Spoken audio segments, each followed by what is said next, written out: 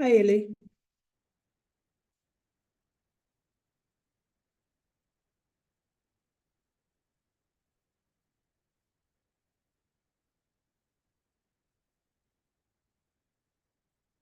Hi, colleagues.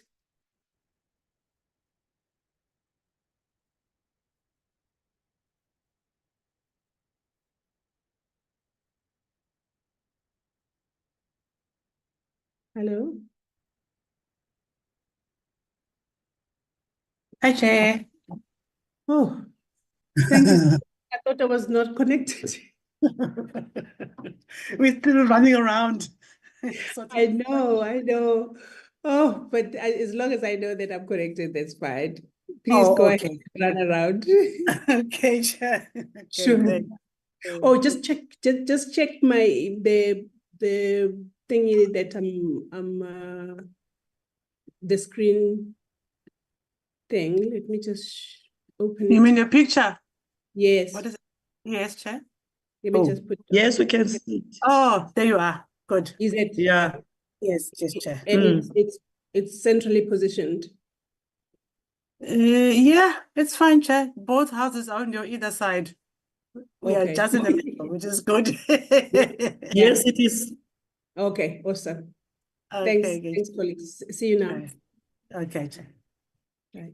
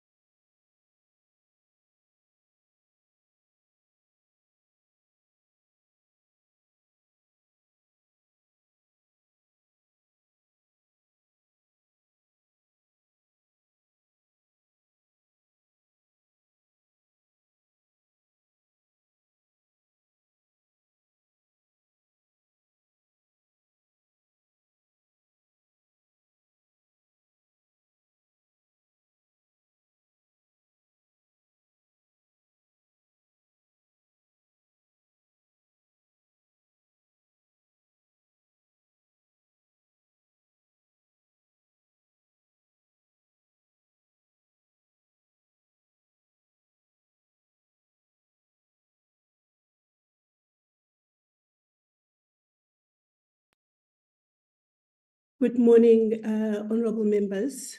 I see that we are joining at the moment, and we have 3 minutes.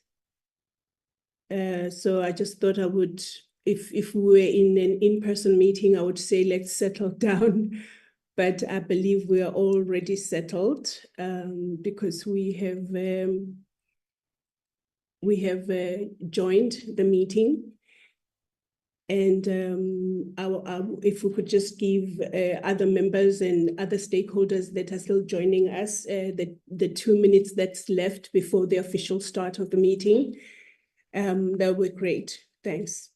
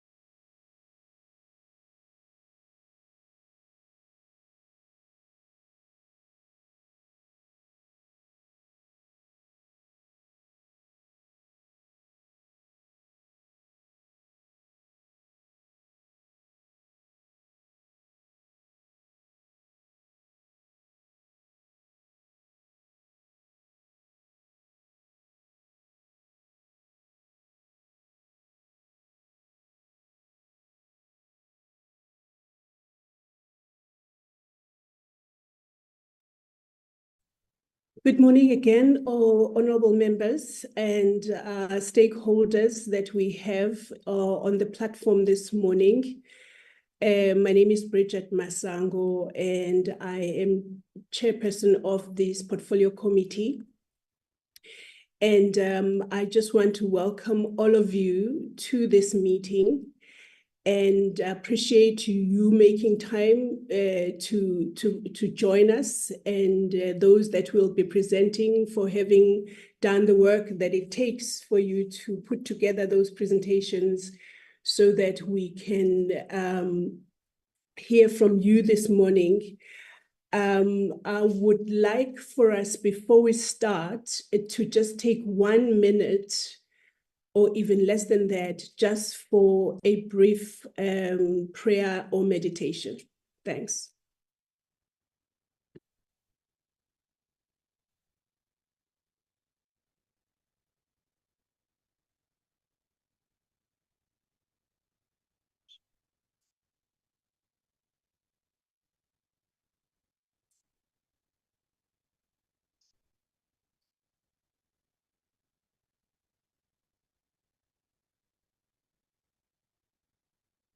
Thank you so much.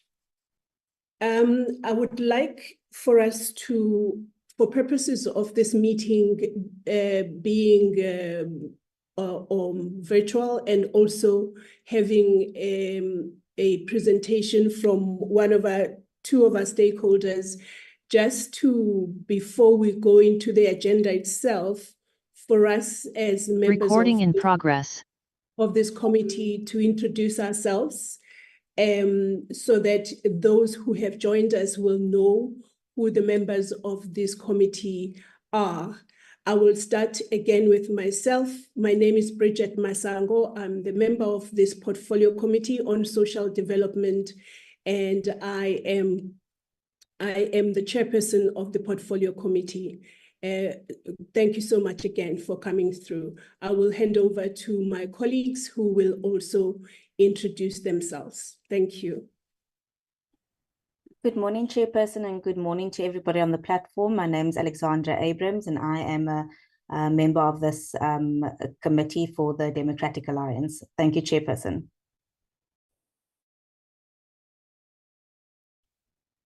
Thank you very much, Chair.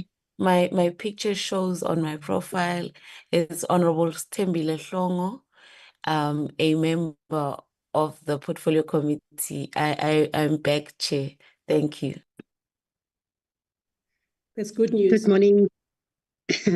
Good morning, Chairperson, and everyone on this meeting. My name is Paul Nitemere, and I'm a member of this Portfolio Committee. Thank you.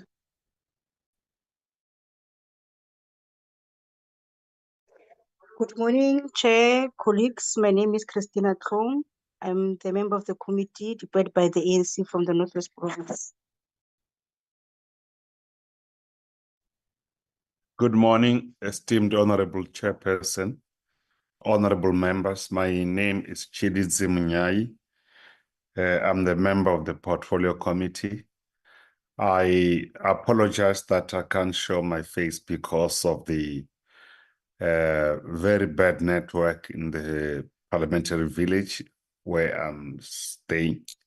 So to stream it will really create a lot of crisis. To show up my face, I meant to say. Thank you. Thank you, Honorable Munyai.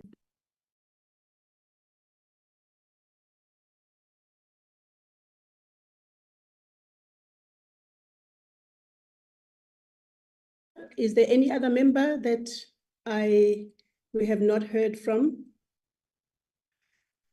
Okay, let's just go on. I believe members, because we will hear now if there have been apologies that have been given, as I hand over to our acting committee secretary this morning, Ms. Thandi Makgobelela, due to our committee secretary, Lindiwe, and Sabo not being available today, having been booked off. She's taking care of her health. So I will hand over to you, Thandi Makgobelela, to take us through the agenda, please. Thanks.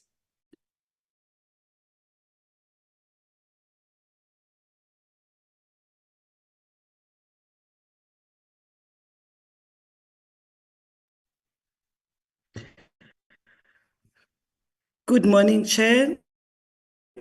Good morning, the members. Good morning, our colleagues, and especially to our visitors. My name is Thandi Makgobelela. I'm going to share the agenda for today. Our meeting will start at 12 o'clock up until 1 o'clock. The welcoming by Chairperson, apologies, adoption of agenda, briefing, and drug dependence. We are also going to have another presentation from Western Cape Provincial Substance Abuse Forum on its implementation of National Drug Master Plan 2019, deliberation and responses. And then lastly, we'll have closing remarks and the meeting will be adjourned. Thank you, Chair. Thank you, Thandi. I don't know whether it was me, but you seem to be cutting. There seem to have been connection issues. I didn't hear whether there are apologies or not from members of the Portfolio Committee. Can you just take us through that? Thanks. Yes, Chair, we do have two apologies from Honorable De Bruyn and Honorable Frenchman. Only the two apologies that we have received. Okay, thank you so The much. other one is Lindiwe that we've already mentioned. Okay, thank you so much. I would like to put the agenda on the table and table it for adoption, please, honorable members. Honorable Abrams. Thank you, Chairperson. Chairperson, I'd like to move for the adoption of the agenda. But with that also, please note my apologies. I will need to be, and will need to leave the meeting from 10 till 10:30 to attend to that work-related matter. And I see that will be during the committee deliberations. And if I do miss that, Chairperson, I would like to send some questions through via the acting secretary to you. Thank you, Chair. Thank you. And can we have a seconder to the agenda, please? Chair, my name is Munyai, Chirizi Munyai. I rise to second for the adoption of the agenda. Thank you so much. I also saw the hand of Honorable Tlong, whom I believe was also wanting to second the adoption of the agenda. Thank you so much, honorable members. I think we are at a stage here now where we should get right into the business of this day, when we will be having a presentation or a briefing by the South African National Council on Alcoholism and Drug Dependence on its programs, research studies and funding and resources. I would not take any more of your time. I will hand over to our guests and you. If there's more than one person that is going to be presenting, you are free to divide your time among yourself, but you have until 10 o'clock to do this presentation. So thank you so much. I'm handing over to you. I will hear as you introduce yourselves who are members that came from SANCA this morning. But thank you so much for coming through and you are welcome. Please take over. Good morning, esteemed Honorable Chairperson, and to all our honorable members. It's great to be in a very nice cold morning in Johannesburg. My name is Audrey Vermeulen. I'm the National Coordinator of the South African National Council on Alcoholism and Drug Dependence, and I will be presenting our organization today. I've also got my esteemed colleague, Ms. Tembekile Masani, with me as well. I'm going to just move my slightly, if you can see her. I wonder, Madam Chair, if I can share my presentation?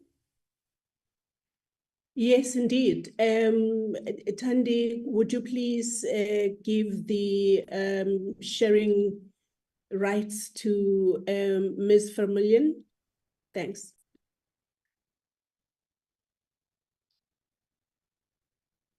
There we go. She already has the right, Chair. The presentation. Thank you. Oh, good. Thank you so much. And good morning to everybody. A blessed morning for you all. We're really honored to be here and to present the work that we have done as SANCA National up to this point. So for us, we see it as a great opportunity to also have healthy deliberations, discussions, and I see there's a whole hour allocated. I wanted to start with a research that was done in the 1970s, and I'm sure most of you are aware of the Bruce Alexander work that he was doing with rats specifically and looking at addiction at that time. So he's looking at veterans coming back from Vietnam, the Vietnam War, and there was high incidences of heroin use amongst these soldiers that returned. And it was very interesting that some of these soldiers continued with the habit and some of them didn't. And to look at research to answer that question. So he did a lot of work and experimentation with rats specifically. And he had, if you look at the one picture on your left-hand side, you will see that there's a rat in a cage, and the rat had two options. It had a water bottle, and then it had a bottle with laced with a drug. And these rats showed that every time they will go for the poisoned water or the drug-laced water. But then he thought to himself, what if he changed that and he changed the environment that this rat is from? And he then created what he called Rat Park.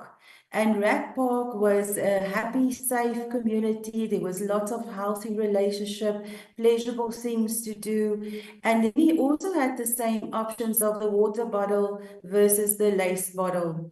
And very interesting, the rats chose the normal water, and very few chose for the poison water. And a very powerful quote from Bruce Alexander was that when you feel alone, powerless, and purposeless, this will lead to addiction. And I think this is very apt if we look at our situation in South Africa now. Are people feeling alone? Do they feel powerless? Do they feel they have a purpose or meaning in life? So I just wanted us to start off by just thinking about how important the environment is when we talk about addiction problems. So over my presentation, I will just look at what is the problem from a global level, national level. I'll give some information about Sanco National, who we are, what services we provide, what are some of our findings, interesting findings and solutions that we can share with you. And then also who are our partners, our funders, and what resources do we have as an organization. So I just... Sorry, ma'am. I'm so sorry to do this to you. No, if you just give me 1 minute. What happened was that the members, honorable members, introduced themselves, but not all of them did. And we need for record purposes to know who is here as members. So if I could just hand over to our acting secretary to actually acknowledge all the members that are on the platform or in the meeting this morning. Please take over, Tandi. Thank you, ma'am.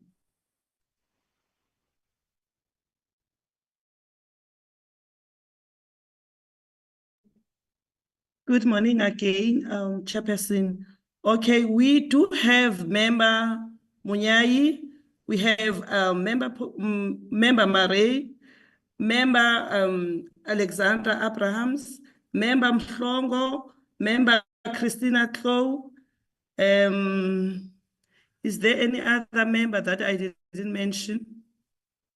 Yes, member Ramaila and member Makat. Oh, Mahat, okay. I really apologize about that. Yeah. And There that's was all, Chairperson. Member Ramaila and Member Mahatu. So thank you so much, Acting Secretary. We will go on with our meeting with an understanding that those are the members of the Portfolio Committee that are in the meeting or on the platform this morning. Thank you so much for that, and apologies for disrupting your presentation, but please go ahead. Thank you so much. Thank you. Thank you so much, Madam Chair.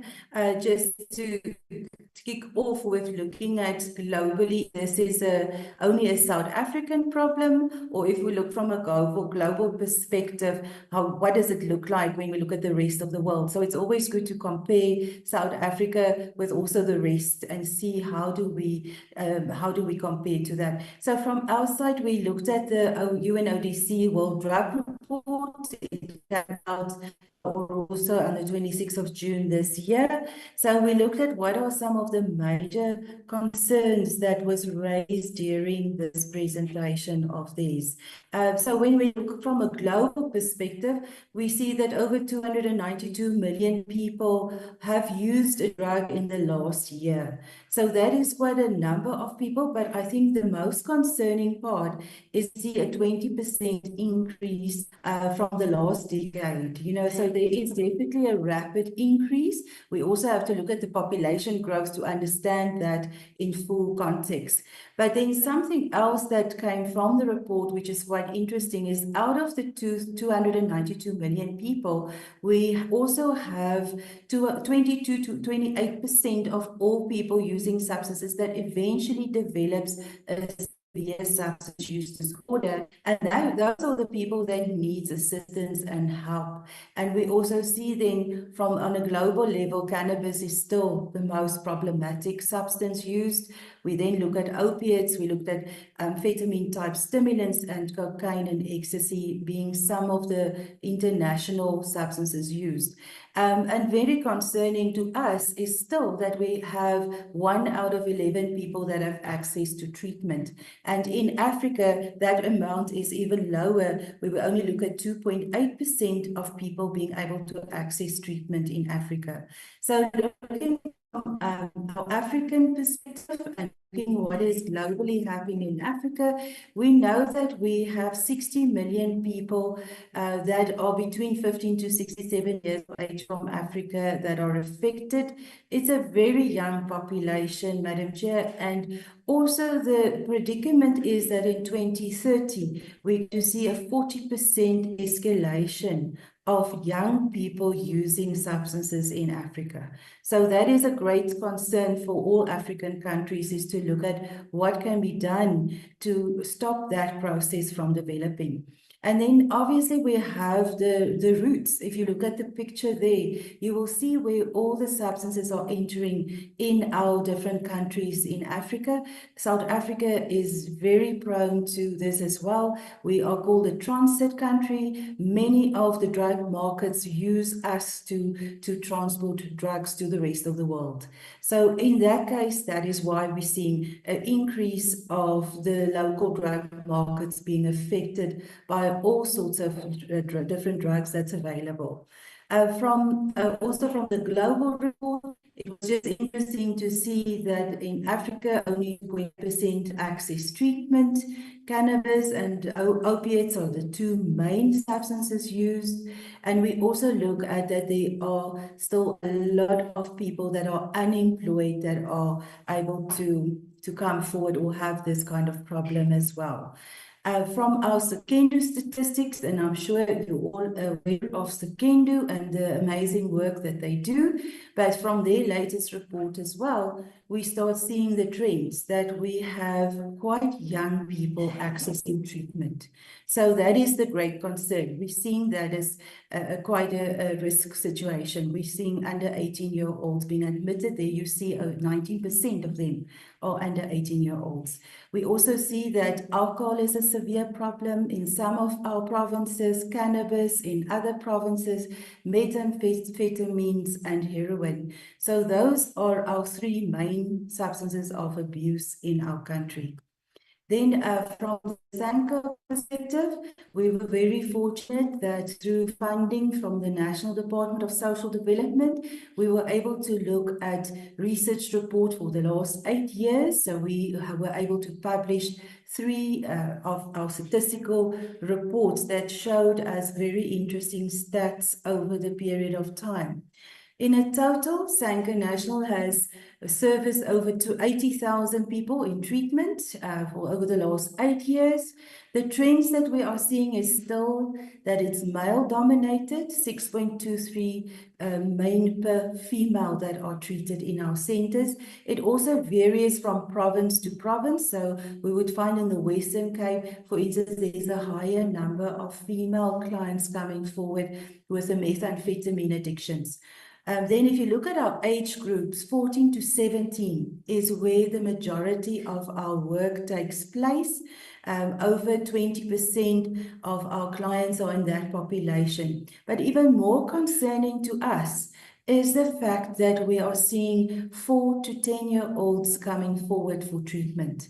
So that shows us what is happening in our families, in our communities that these children are coming from.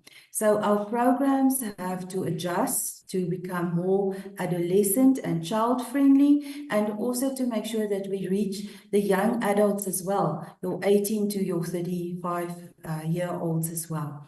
And when you look at our treatment population, it's predominantly African and colored populations that we treat, and there's a very small percentage of our Indian population coming forward, and even our white clients are also becoming less.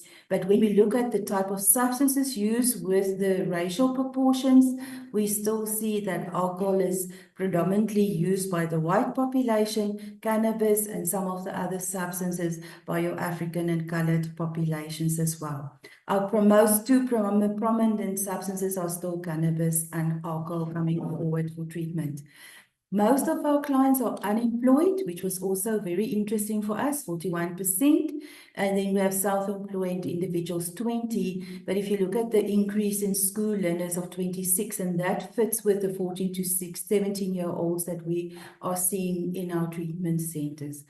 And then very interesting is that we're still very reliant on the funding from the social development for funding of our patients or our service users.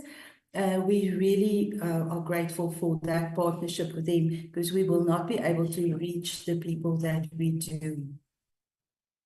Then, Madam Chair, just to talk about the root causes of what are causing these problems for us as South Africans, in our communities, in our families, and as individuals. There is so many etiologies that try to explain how this is working.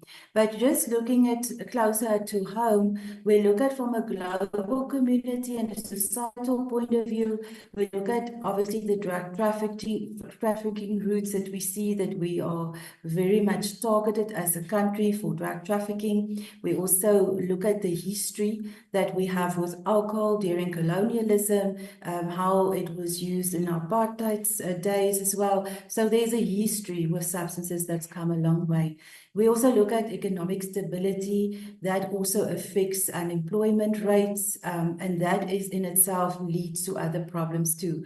Then political influences definitely also affects the organization specifically. Societal beliefs and values has been one of the major situations we've been dealing with, is how do we change from a societal point of view that alcohol and substances are harmful to your health and it affects you negatively.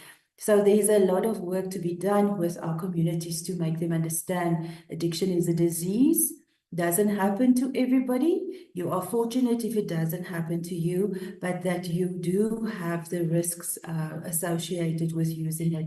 From a community point of view, we look at the lack of resources, accessibility and availability of substances, the affordability of substances we must also add there, because some of the substances are quite affordable, even for an unemployed person.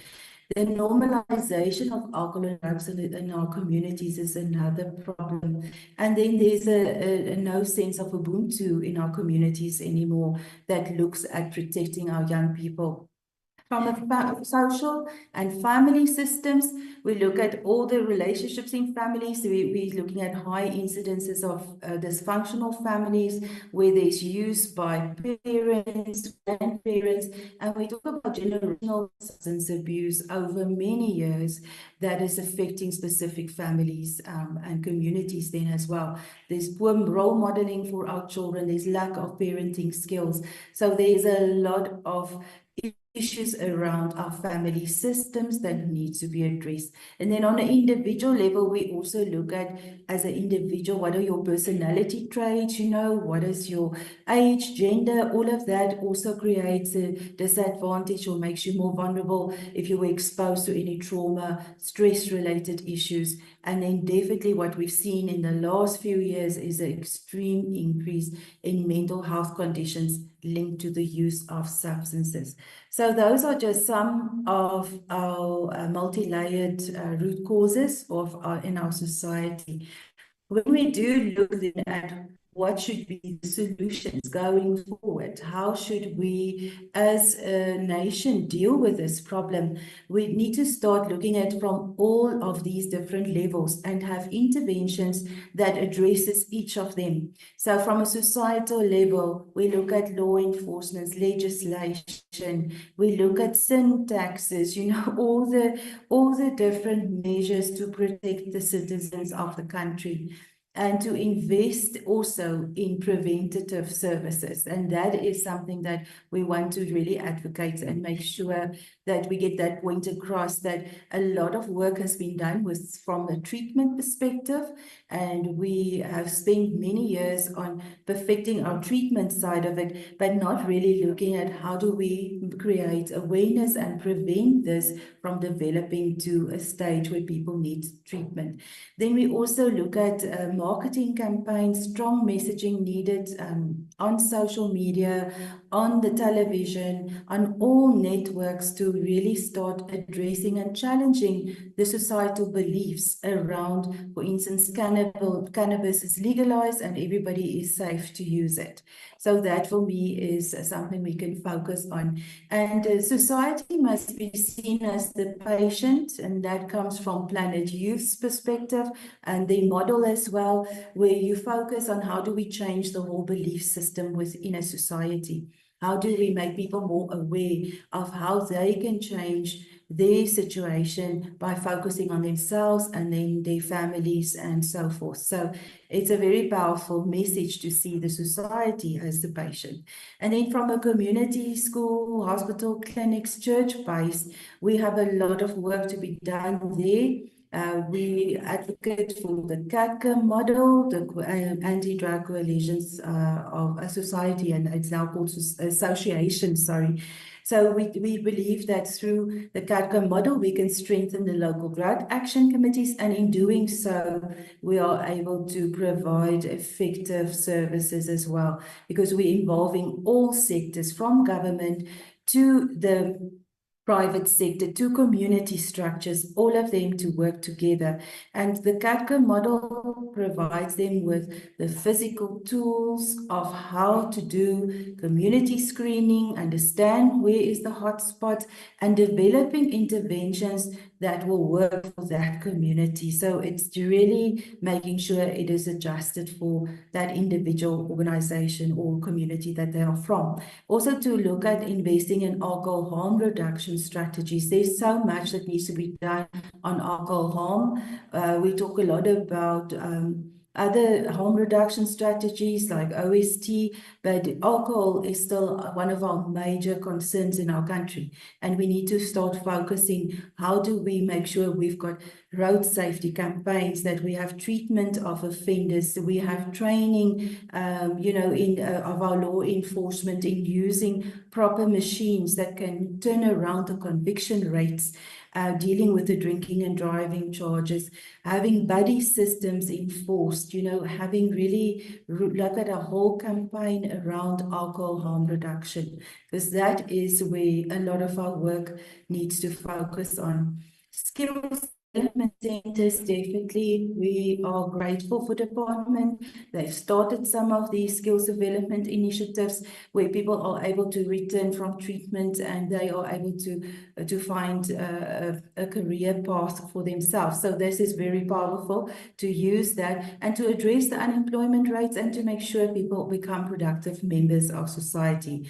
Definitely the community, what we call promotional services. If you look at the whole spectrum of care, we need to look at promotional services. We need to look at universal prevention strategies. We need to look at specific intervention strategies as well as indicative strategies too. So for me, the lack is still, when it comes to the family and social systems, is still looking at parental programs.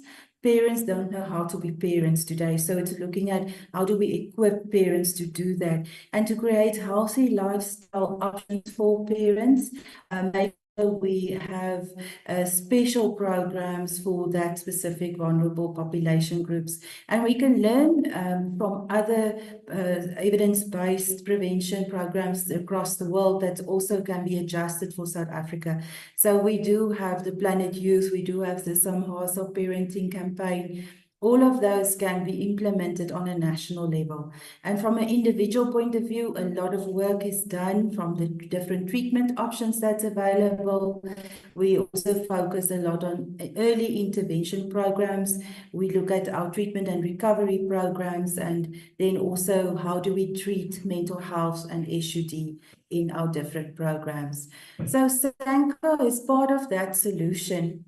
And I just wanted to introduce ourselves a little bit to you. We're the largest nonprofit organization that was started in 1956, and we've really grown from 1956. We had 8 organizations when the organization started. We now are 32 members. It is a membership organization, meaning that all our members are independent and autonomous. They have their own constitutions, MPO numbers, but they have to align to certain of the requirements to be a SANCO national member. So that's just a little bit about our history and our key events during our history. Some of it involved that we only focused on alcohol. We also then moved away from alcohol to include other substances, and also that we started really looking at how to even look at other substance or other behavioral addictions as well. So there's been many challenges through this time to address these situations. That's just a footprint of a snapshot of all our membership organizations. We are represented in all 9 provinces, but as you can see, we are underrepresented in some of the serious concerning provinces, for instance, the Eastern Cape, as well as the Northern Cape. So there you see that there's still a lot of access to treatment that's needed in those specific provinces. That just gives us some idea. Most of our clinics are also part of community projects that they run. So we have 93 community service points, and we have many of our service points in peri-urban or township areas, urban communities, and then rural communities as well. Out of the 32, we have 2 emerging centers in Kuruman and Thabazimbi, and we're very thankful for the funding from SIOC CDT that has funded the establishment of those two new centers. They will be completely independent centers running on their own, and the project is until June 2026. Then we have 1 dual registration center that's both registered as a substance use disorder clinic as well as a mental health clinic. That is the Cliniques Group. They have joined our group very recently. So at the moment, we have 13 adult inpatient treatment facilities, 6 adolescent inpatient facility, 19 outpatient, 2 halfway houses, 3 daycare centers, and we also have a mobile clinic in Johannesburg that rotates services. Just to also say that we've had some challenges with some of our service points being closed down due to a cut in funding. So we look at Gugulethu, Khayelitsha, and Stilbaai in the Western Cape that unfortunately had to close those service points. But we also have a new service point and through SANCO Sasolburg, Zamdela in the Free State that opened now in July 2024. Just about our transformation as an organization, how we have changed from 1956 to now. We've increased our membership, definitely, but we've also increased our access to treatment in rural communities and townships, and that is for us a very important transformation point. Also, our diversity of our boards and management have changed, and we do really have excellent chairpersons that are all voluntary members, and they all serve on the National Management Board, and they make the final decisions in the organization. So all 32 of the organizations are represented on the National Management Board. There's also an increase in offering of our services. So we will a little bit later look at our standardization of programs. We've really served diverse populations, and we've spent a lot of time on quality assurance and making sure also we provide input into research and legislation. a little bit about our services at the Sango National Office. So that's where I am situated with my team. We work underneath the executive committee that is elected from the National Management Board, and we are accountable for implementing the strategy of Sango National. So our business strategy is called FLOPPY. It stands for Financial Sustainability, Effective Leadership, Offering, Partnerships, and Impact Measurement. So we strive to reach our strategy by making sure we address all of those different areas. For instance, we have the Training Academy, where we provide extensive CBD accredited training programs with the Social Work Council, as well as with the Medical Council as well. So we make sure that our programs are always accredited, and that our whoever attends our training sessions are able to access the ongoing continued professional development points as well from that point. We also are very much involved in program development, and that is based on research outcomes, and we will show you a little bit about the different programs that we do offer. We do project management, we have national funding initiatives, so we do approach our national funders and try and get funding for all our members. An example is our ICANN program, where we've got a corporate funder. That corporate funder assists 17 of our senders to implement the early intervention program called ICANN in 17 different schools. We also host addiction online conferences. We've had 2 so far, and I see Prof. Sebeko is also here. He was very instrumental in our first addiction conference as well, and we are proud that we are hosting our next one next year from the 26th to the 27th of June in partnership with UNISA. We also are looking at policy development for all our members. We develop policies that ensures that everything is standardized within Sango. We spend a lot of time on governance training, capacity building of our management boards. We find that is a very key area that we need to focus on, is making sure the MPOs are accountable, responsible, and that they are definitely doing what they are supposed to do. We also work quite closely, like I've explained before, with CACA, and we have established and maintained 13 CACA coalitions throughout South Africa, and we've been doing that for the last 10 years. We advocate also on behalf of our members. For instance, if there's funding crises or any other legislation inputs that we need to do, that is what we will do from the national office as well.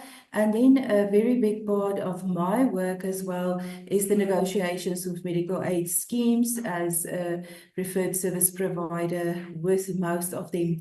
We are the preferred service providers with 47 medical aid schemes, and that's assisting with income generation, especially for our inpatient facilities.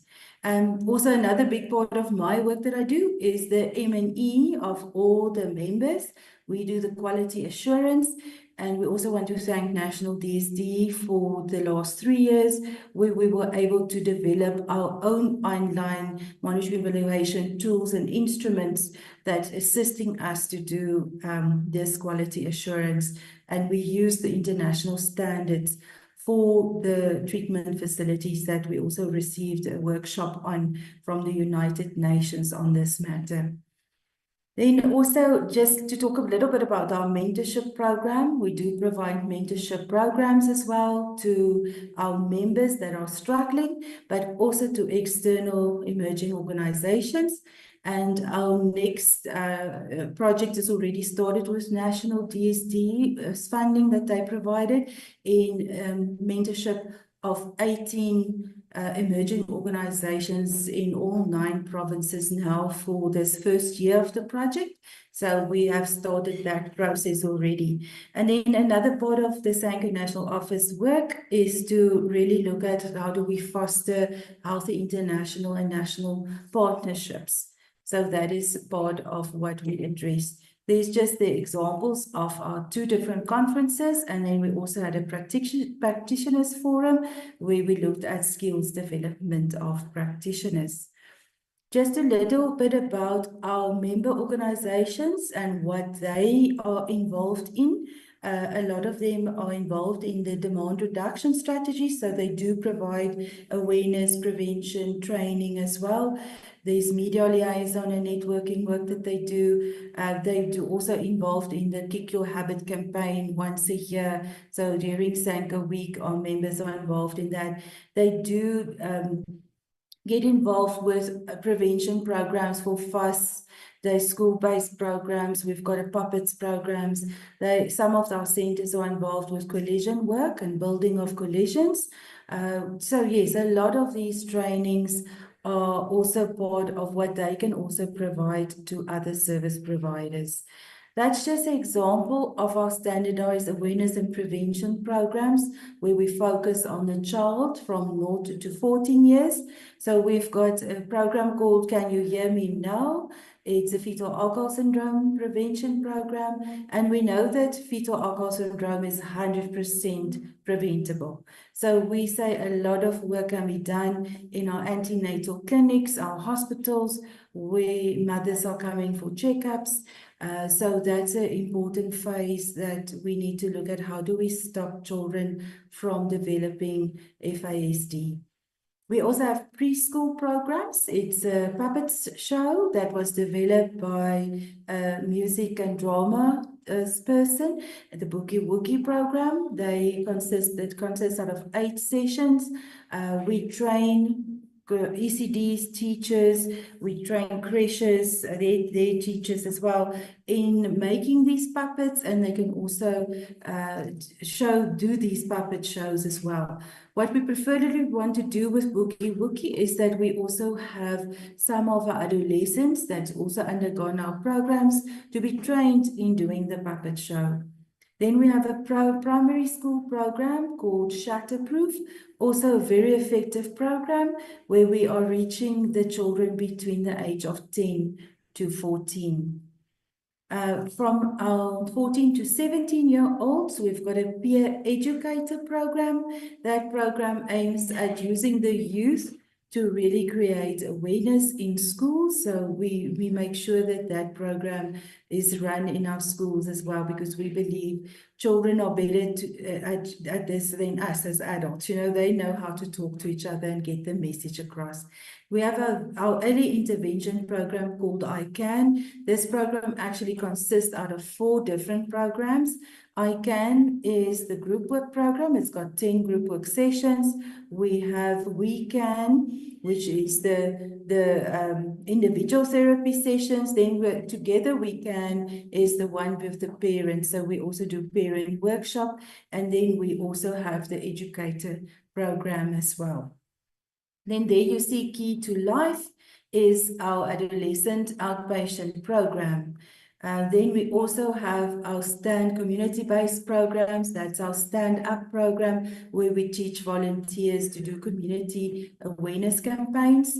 And then we have CATCA that will also assist us in developing leaders in our communities and establishment of these coalitions.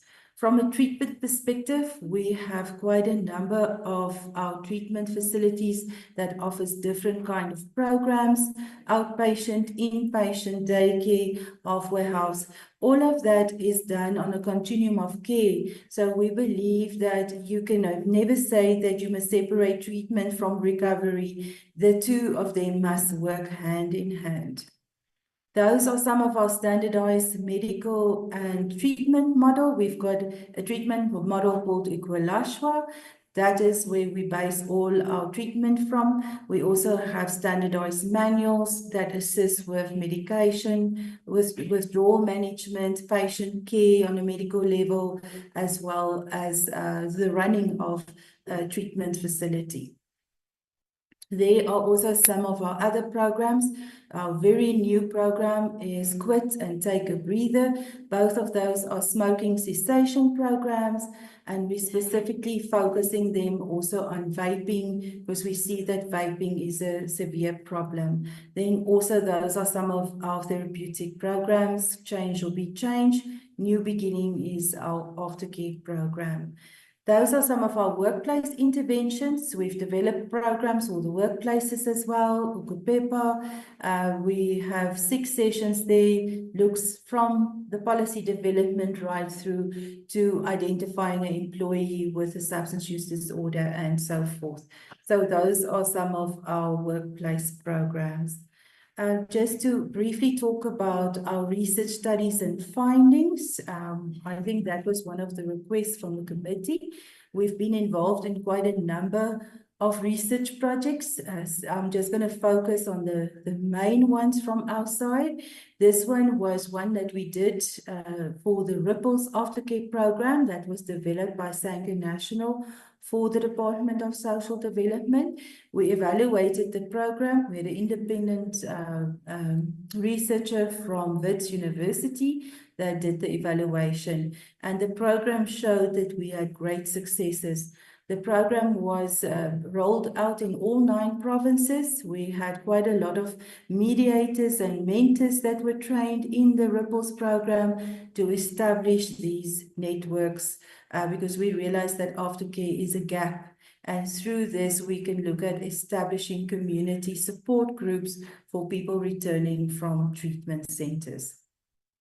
One of our very new projects is the DGMT funded survey in Danielskou, Bosmansberg and Deelsville in 2023, where we did a situational analysis with over 400 households, and we really had interesting information that we received in terms of proximity of alcohol outlets, how frequently people are using some of the substances, and it gave us a good idea from a household survey point, what were some of the challenges these communities had. And I think that we can all agree that alcohol came up as one of the major concerns in these community. 10% of the people that were interviewed needed immediate treatment as well. So it showed us that there was that problems with access to treatment again, that needs to be addressed as well. We also saw the proximity of the outlets also had a direct impact on the well-being of people as well. So it just confirmed a lot of what we were talking about at the time.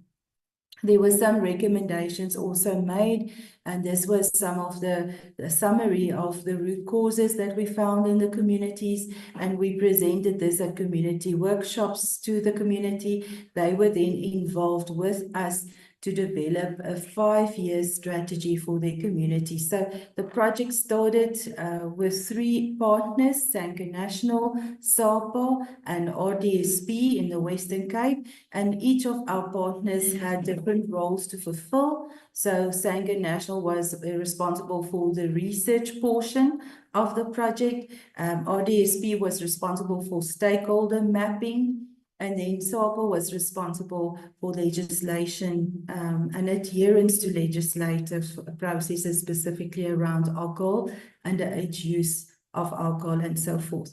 So we are now in number 4, we are now in the first year of the strategy, where we are all 3 partners working on the project, and it's funded by the Lesedi Solar Park Trust through DGMT, and that project is then, our role there is to provide a workforce of experts in HUD. So we've already started with 2 workshops. We've trained social workers from those different areas, from NPOs, from government, and then we also did the training of the medical staff from Department of Health in those areas, and we now are going into our 3rd workshop coming forward. Next week actually is our 3rd workshop.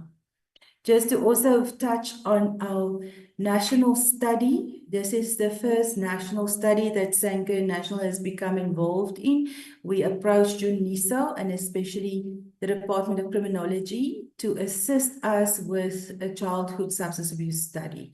And they started with us on this project in 2023 as well. And we were able, through the assistance of UNISA, then come up with some key findings. The project, that was phase 1. We're moving to phase 2 of the research project. But phase 1, we're very proud of the results. So Prof. Marlies Skuman is our researcher that has assisted us, and she's presented this study on many platforms as well.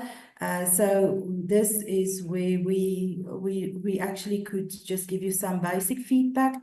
But 484 children between 10 and 18 were interviewed and completed the survey that we did. It was very good to see what are the correlations that we are seeing in this study. It received ethical clearance, so this is a study that we are hoping that we can adjust, and we have more academic articles from here. So if you just look at that one, you will see alcohol is the top number 1 problem. Number 2 was hubbly bubbly. Number 3 was cannabis. Number 4 was lean and cigarettes. So there's a lot of other illegal substances, but the margins are very limited. So if still we see the trend that alcohol is the main problem with underage children. Yeah, so we can also see here from an age group perspective where the age group lies. The older the children get, the more they would use a specific substance. So you will see alcohol, for instance, peaks at 13 years of age, which is quite a concern. So that is when a lot of children seem to experiment or start using alcohol for the first time. And then concerning is the use of lean, which is your synthetic opiates. You know, that is the last one that you see there, very high with your 18-year-olds. So great concern for us was looking at this and seeing where do people start, at what age do they start.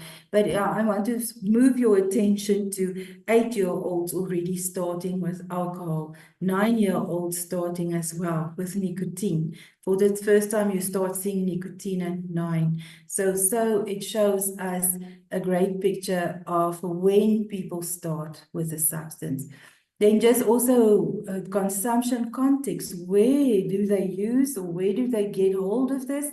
And you can see there at parties was 25% alcohol at parties. You also see that drugs was available through friends mostly.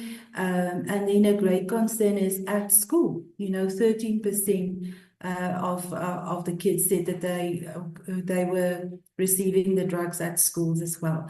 So definitely we see family also coming forward. There's also a risk factor in our families that we need to be concerned about. Yeah, so that is our study from UNISA. The way forward will be the second phase of the funding, where we are hoping to have a larger sample size, and also to do it in a lot more provinces. So we are aiming for 2,500 learners to be undertaking the study with us. So that is our second phase of our funding. Our research. Then our funding and resources, we've got many national partnerships that we are involved with, and also international partnerships.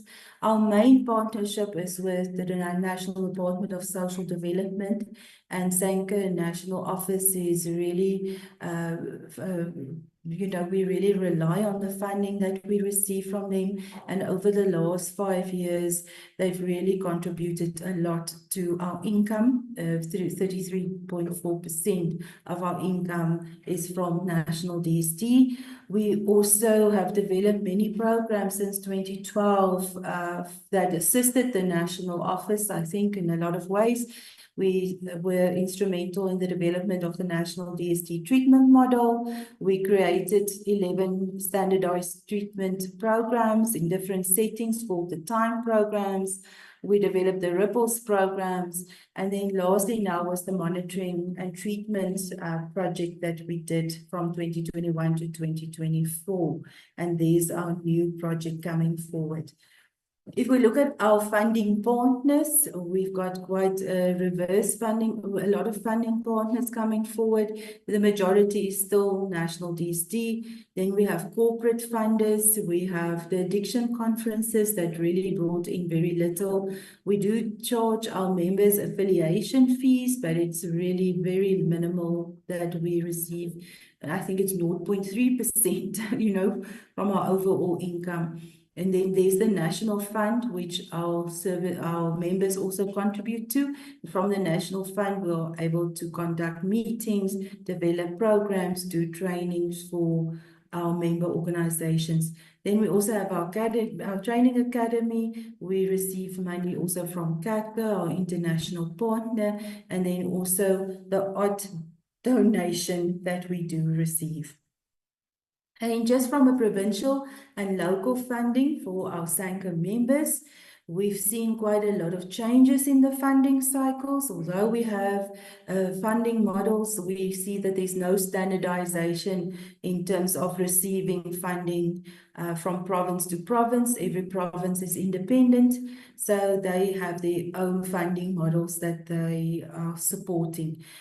We can see that with this year specifically, we had the funding crisis in Gauteng, KZN, and the Western Cape provinces.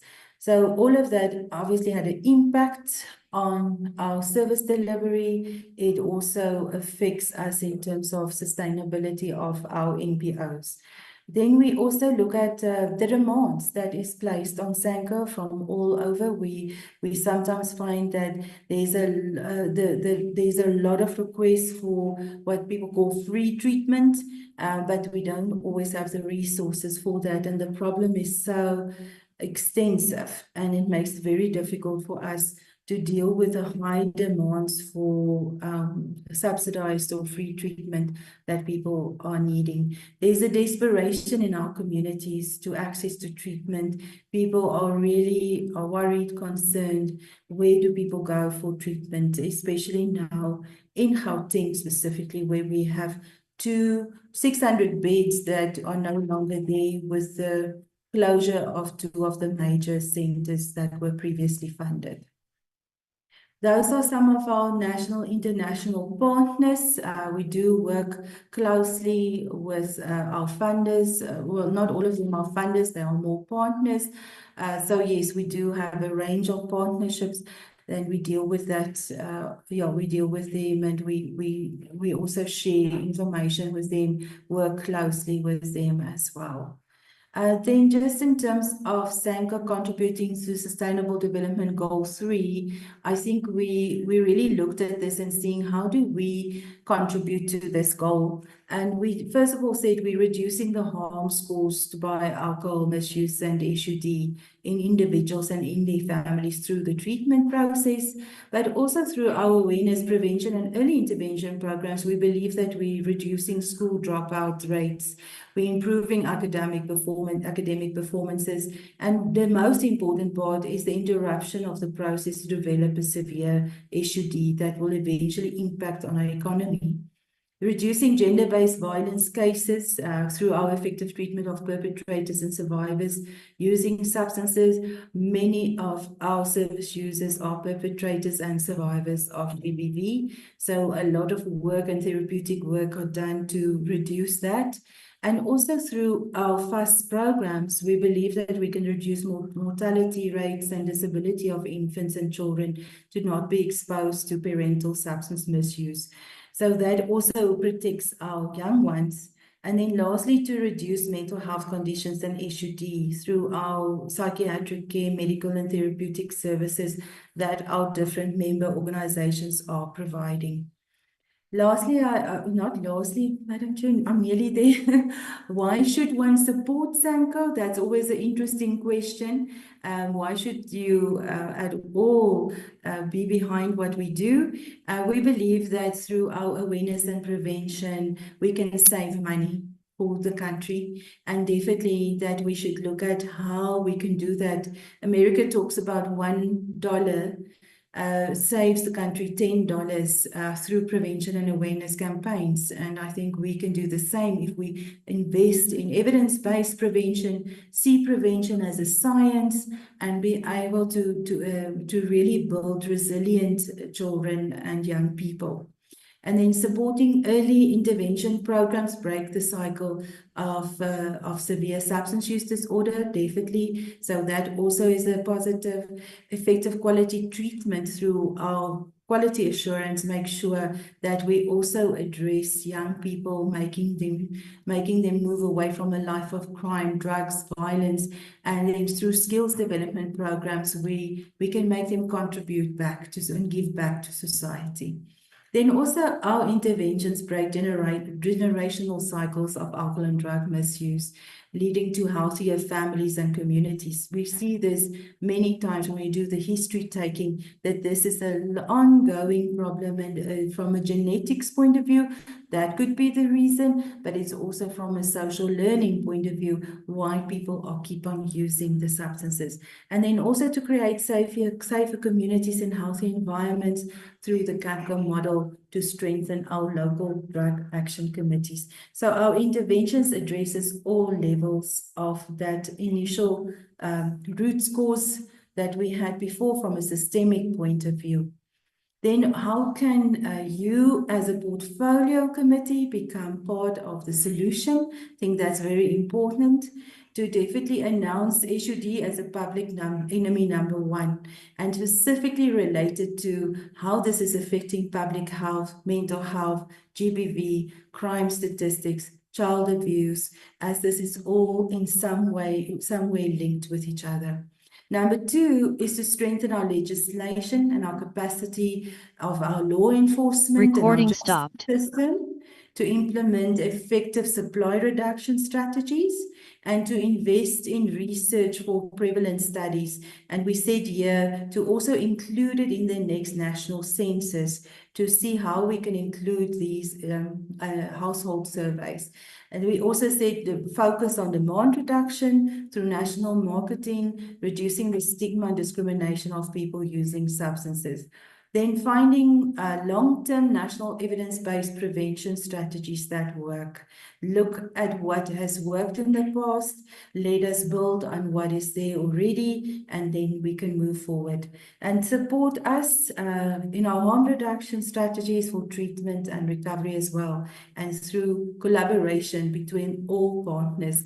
That is such an important part of this presentation.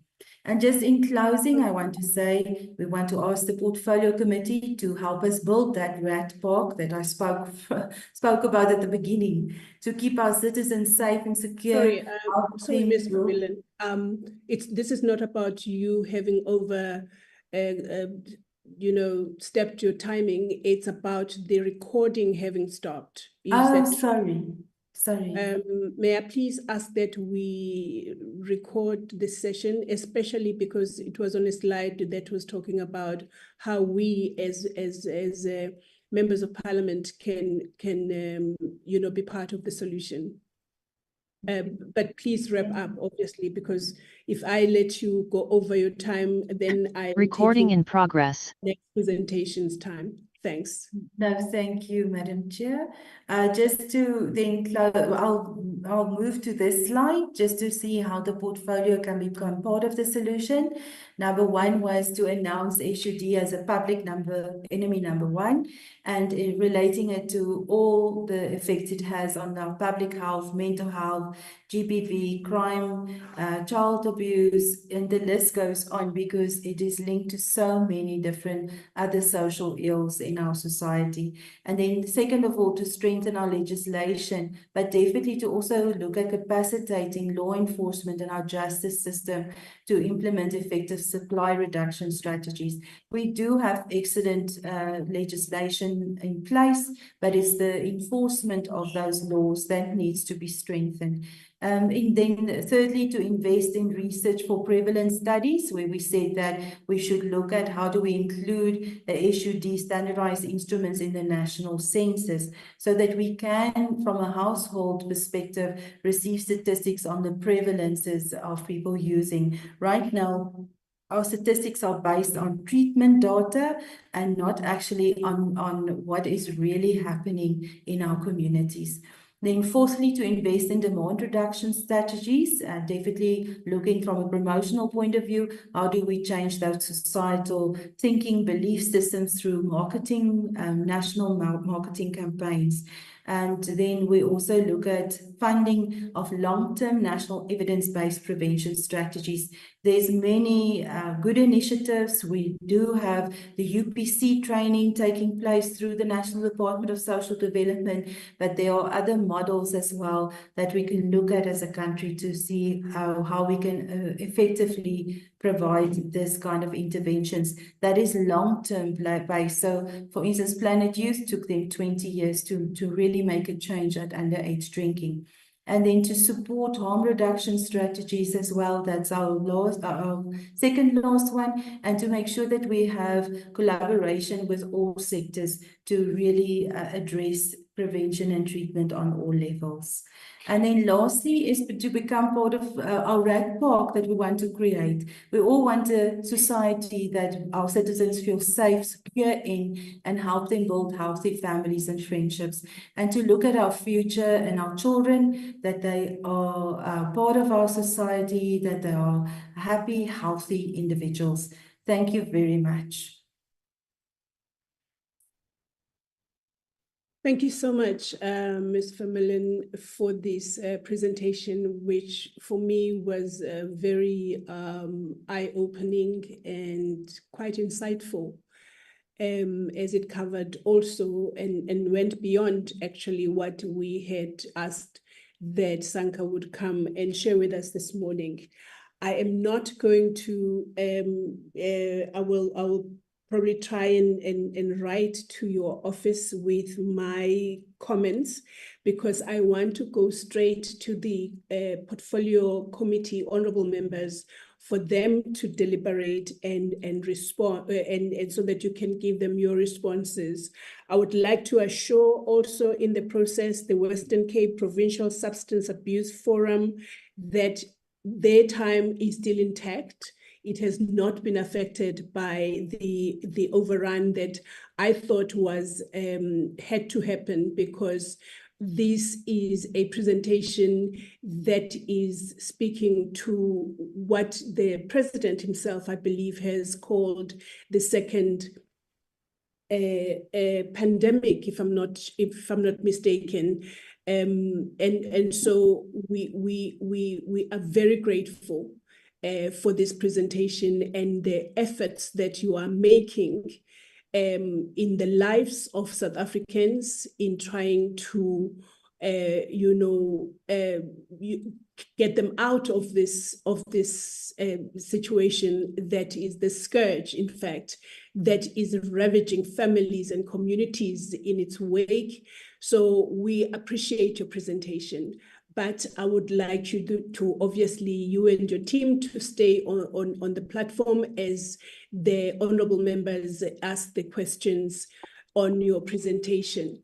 I see that Honorable Munyai, his hand is up, and Honorable Darreline's hand is up. Is this Honorable James? Yes, Chair. Okay, awesome.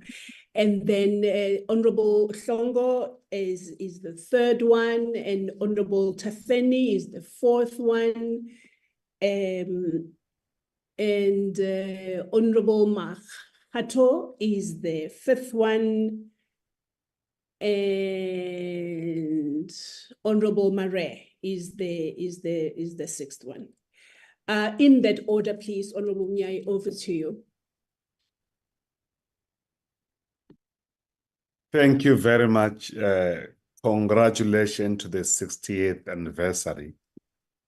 More or less, the more or less coinciding with a year or two, with the Freedom Charter from Kliptown of the people. You are more or less the closer twin or sister or brother in that context. You promised to share with us about your executive management, those that drive decisions, and also you committed to share with us who are your funders. You did not do that, but perhaps it was in the interest of time. Chair, I think the issues of the cannabis, Chair, it's something very critical. We know that there's been as a consequences of the Judge Zondo, there was a decision to remove cannabis from a strict crime schedule to allow the people to smoke. However, at some point, as one of the legislature who was part of the Health Portfolio Committee, we engaged SAPRA to be able to make sure that there's a regulation to make sure that the TCH, which makes the people to be sort of drunk and so on, that aspect is regulated and not allowed. And also that only there will be cannabis that will be allowed to be used for medicinal use and regulated with lower TCH in that regard or without, with the SAPRA as a regulator of medical products in the Republic. But though you have touched to some of the issues of the drug abuse and so on, what is the source? What is the cause? We know the issue of the tobacco use, which really also to this degree, vaping, alcohol abuse, and the binge drinking, these can be one of the major drivers of the drug abuse. And I must say that one key issues with respect to cannabis, the increase in the screening of hazardous and harmful drinking in clinics. So it really contributes to the full clinics, emergency and trauma unit, especially over the weekend. And we know all these things. They also contribute to HIV, TB, chronic diseases. But one of the key issues that I welcome, the issue of the provision of the evidence-based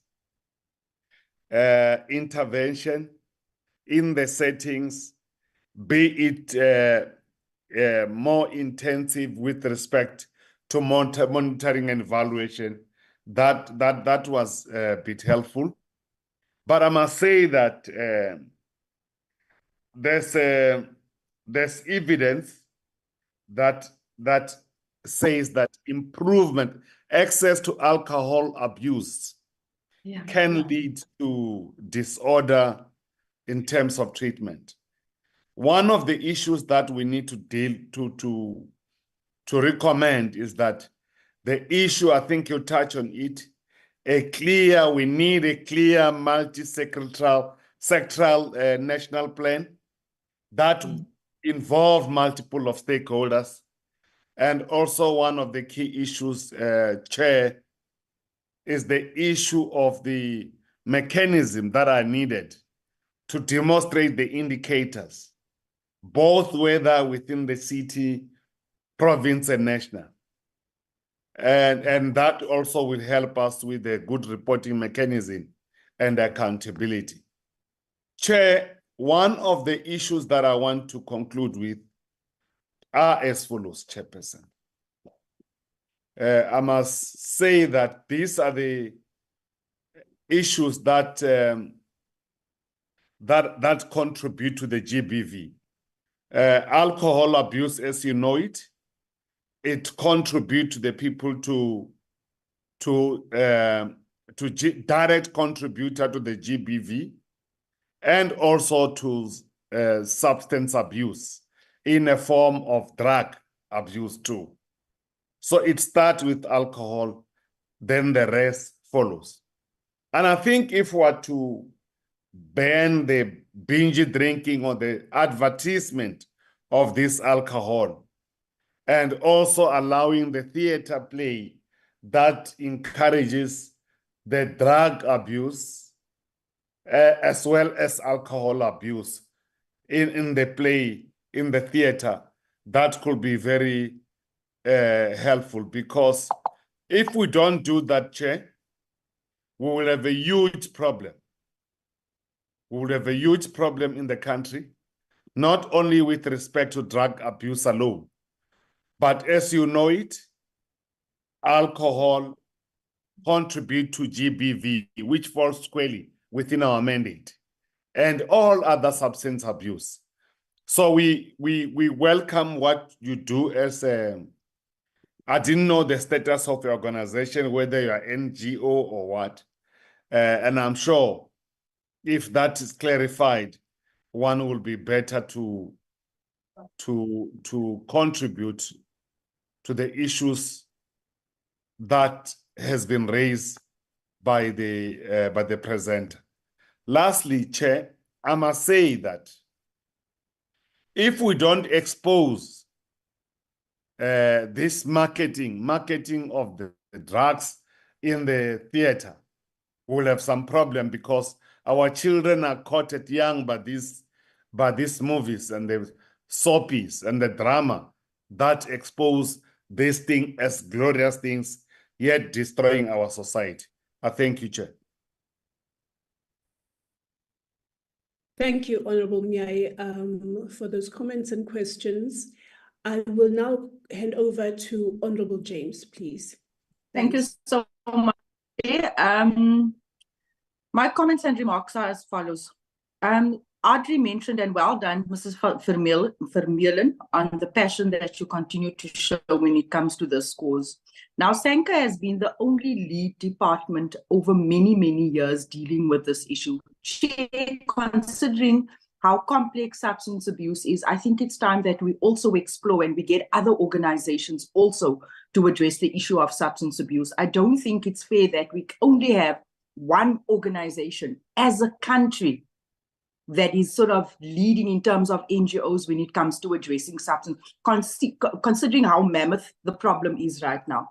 Also, Mrs. Vermeulen, you said that the information you provided us was based on the pre-treatment data and not really the reality on the ground. And I want to agree with you there 100%, because what is unfolding in our communities is not what we're seeing here. And I also understand that SANCA, I sort of sometimes wonder why we have organizations come and make presentations to this committee, knowing the muscle that this committee carries, also through having you, Chair, and then we don't speak about the real challenges that we face and that they face as organizations, and only basically sort of highlight the pretty picture. You said also things that concerns me. Of your institutions that you have, that you mentioned there, you failed to mention that some of those institutions are gravely under-resourced. They're about to close their doors, specifically SANCA Nishtara, right? There's already 2 has been closed. And of the list that she has mentioned, there are others that are in serious trouble. You mentioned the fact that you have access in these few and limited areas, but we also failed to mention that the access to doctors and social workers are limited. You have doctors coming into these organizations that's in our communities twice a week, yet we're saying that we are prioritizing substance abuse. Sometimes we don't have social workers, the appointment lists are long, the waiting lists are long to get into rehab. Those are just some of the challenges that SANCA is experiencing in communities. I also didn't see your presentation address support and treatment for prisoners. because there's a great population there that is suffering with substance use disorder that I feel that's been neglected. Over the past week, I think I visited 6 prisons that has a huge youth complement, and there's absolutely no support there for them. You mentioned that you only have 2 halfway houses. 2 halfway houses, Chair, in an entire country. And then we wonder why people are relapsing, because of the weak integration programs that we have, or the lack of. It just doesn't exist.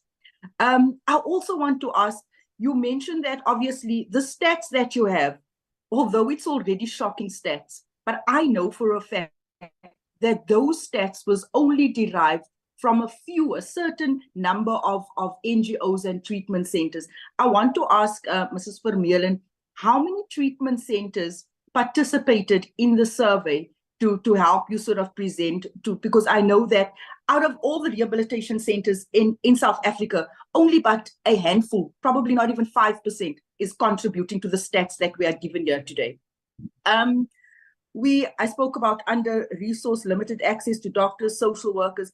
I want to ask also, Mrs. Vermeulen, when you say political influence, right, challenges us to address substance use disorder, I want to ask you how, so that this committee can also deal with it. It is also shocking to see that Lean is now featuring, when we've been mentioning, Lean is accessible. Lean chairperson members, it's all over in our communities. Lean is the cough mixture that they are using. And they actually saw the other day, I actually saw a youngster with a wheelbarrow, with ice in, with cold drinks in, and a whole lot of cough mixtures in between. So Lean continues to be a great threat now, because it's easy accessible at all of the spaza shops in our communities. It is something that we need to address. I'll also say the fact that we now have 600 beds less in Gauteng poses a great threat and risk to our communities in terms of GBV. You'll have increased cases of GBV. You'll have more crime unfolding. You'll have more parents running out at 3 o'clock in the morning because there's no bed space. The issue of waiting for intake into rehab, waiting long for beds, that has been ongoing for years on end. And Chair, I want to come back to this, and you were very strong in the last meeting. You actually issued a statement after our meeting. Those 13 officials in Gauteng that's been implicated in fraud, those 13 officials needs to be called to account, because you'll find that most of the monies that went missing, the fraud, whatever happened there, has impacted in us addressing substance use disorder. And this is why you see 600 beds not in use. This is why you see so many treatment centers has been closed. I think for now, but I want to commend Adri, and I want to commend the leadership. I've been working with them for years on the work that they've been doing, but they are doing, not to insult, but they are doing little with the little that they are having, considering how big this problem is. SANCA is gravely under-resourced. They do not have the capacity to actually address this, even though that presentation was beautiful, but there's room for the department to actually do more, considering that they are the only NGO that is leading. Thank you, Chair. Thank you, Honorable James, for those comments. I will now hand over to Honorable Mhlongo. If I could please ask colleagues that have spoken to please take their hands down, so that we have a sense of how many honorable members are still to speak. Thanks. Thank you, Chair. Chair, let me also applaud the organization for the work that they do in our society. And also say that, Chair, we've always said that it is not only government that can fight social ills in our society, but society and other stakeholders need to come part and help government fight social ills in our society, Chair. Chair, then my questions will be as follows. On the funded survey found proximately to alcohol outlets as a significant factor affecting well-being. How is SANCA collaborating with local governments to regulate and limit alcohol outlet numbers? Because we need to understand if SANCA is collaborating with local government to fight this alcohol abuse in our society. And also in your national childhood substance abuse study, how will the findings on early substance explore influence future SANCA preventions programs? How will SANCA scale its membership or mentorship? How will SANCA scale its mentorship program for emerging organizations, and how do you ensure these organizations remain sustainable under resourced areas? And then also SANCA's footprints in other provinces is not that much. Why is it so that in a province like the Northern Cape, your footprints are a few there? What is happening? And then why can't you be all over in the Northern Cape like other provinces, for instance, like Gauteng or KZN? What is stopping SANCA to be everywhere in other provinces like the Northern Cape and the Eastern Cape? We need to understand these things, like we are saying as members, that the work that you do is good work. So we would want to understand what's stopping SANCA from expanding in the Eastern Cape, in the Northern Cape also. And then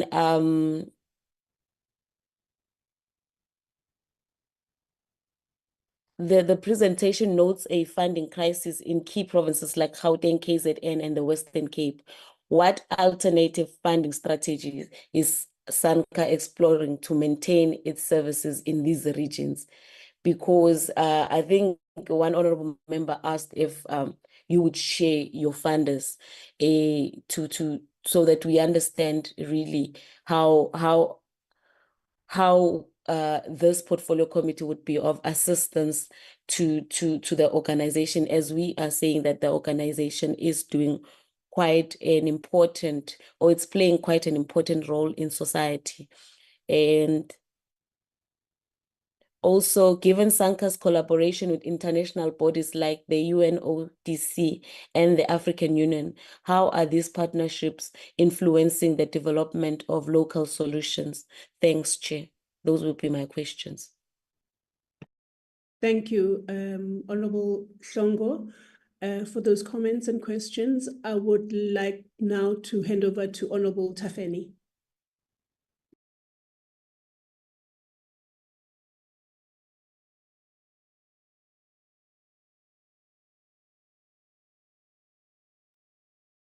Chairperson, good morning. Sorry for interrupt, Chairperson. Member Tafeni just notified me. It seems like she's having a problem with network because she's traveling through Limpopo. So it seems like she's having a problem. She sent me some of the questions, but you can continue with the next person. Maybe she will have better connection as she's moving along. Thank you, Chairperson. Okay, thank you for that. We'll see then by the time we get to you, then you can take over her questions as well if she's not ready yet. Honorable Makgatu, please take over. Thank you, Chairperson. I just want to thank for the meeting and also thank for the workshop. It's just that some of the things we didn't hear, but I've got only 2 questions. My last questions start with the multi-layered problem and root causes of SUD of South Africa from ecological and system approach depending on the society, community schools, hospitals, clinics, and church, and also the family and individuals. So I just want to think how must you do more to limit these strategies so that the things can go away? That is my first question. Going to the second question, I can hear that they receive the money somewhere. Maybe they can also clarify us where do they get money to run this event. Again, I've learned that provincial and local funding on the SANCA affiliates has lack of standardization of funded models in the different provinces. So here I just want to get how will you modernize it to be on the same level? And then the last question, the issue of alcohol and other issues need to be taken into consideration. And then I think those were the last the comments I have to the yeah. Thank you very much. Those are the things I had to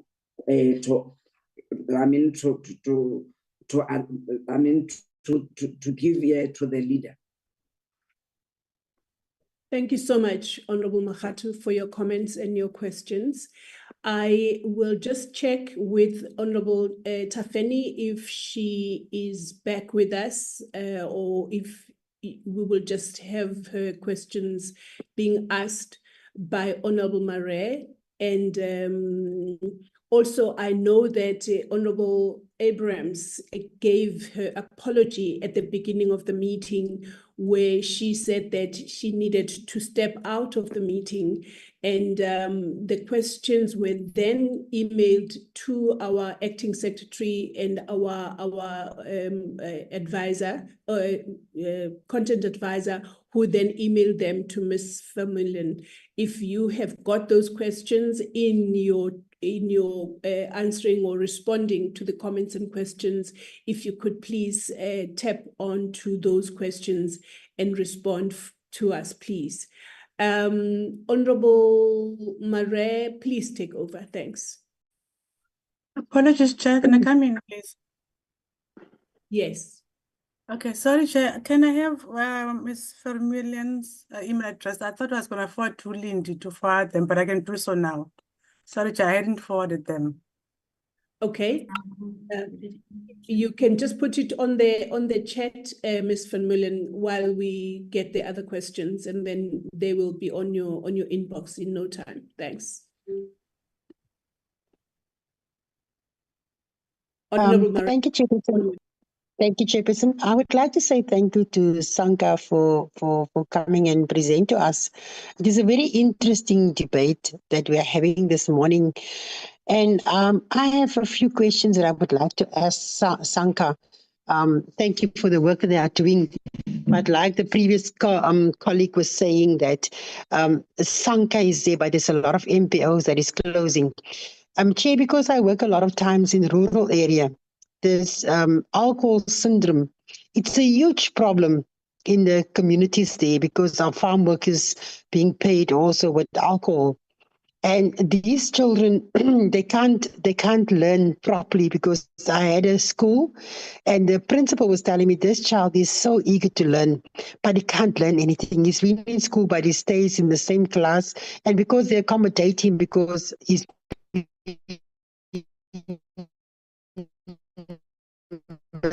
used by parents. The communities in the rural area. Where the second question is this cannabis abuse, daga use is very prevalent between colored and black communities, like she was saying, and also a lot of white communities. But you know, Friday I was at Parliament, and during my lunchtime I quickly went out. No, I say Thursday, yes. I went past a shop just down the road there by Parliament, I think a block from Parliament. And they are selling these cannabis, but it is the one they say you must have a prescription. But I was so shocked to see that they have all types of sweets. It is so nicely packed. It looked like, you know, this jelly tot sweets and, you know, this licorice sweets. It's packed very nicely. And people can just go in and buy that, you know, because it is now controlled by certain manufacturers and by certain rules of parliaments and acts of parliament. But that is then saying that children can go in there, people can go buy because it's like sweets.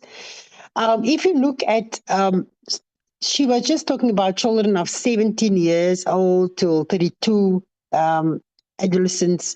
But if you go to the communities, children in primary school are smoking dagga before they go to school. What can they learn in school? Because there is the mind is not going to work because they are highly drugged. Because a child of 12 years old, my neighbor's son, a small little boy of 10 years old, even left school, standing on the corners, asking for money, just so that he can have dagga every day. And from dagga, you go to the next substance. And that is where the problem is lying. The next substance is tik in the communities. It is all the drugs that is very easily to maintain because they can even use the ARVs. That is why the breakings in the clinics is so high. And I want to agree with my other colleague, is it is true, what is happening on paper is not what's happening in the community. We are having a crisis in our community. And I always say this thing is very personal to me because it's in my own house, my mother's house, this thing is happening. And it is breaking up family.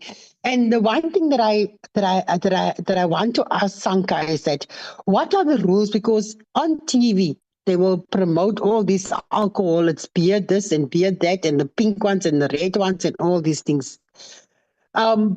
We had a crisis a year ago where teenagers in Eastern Cape died in a club.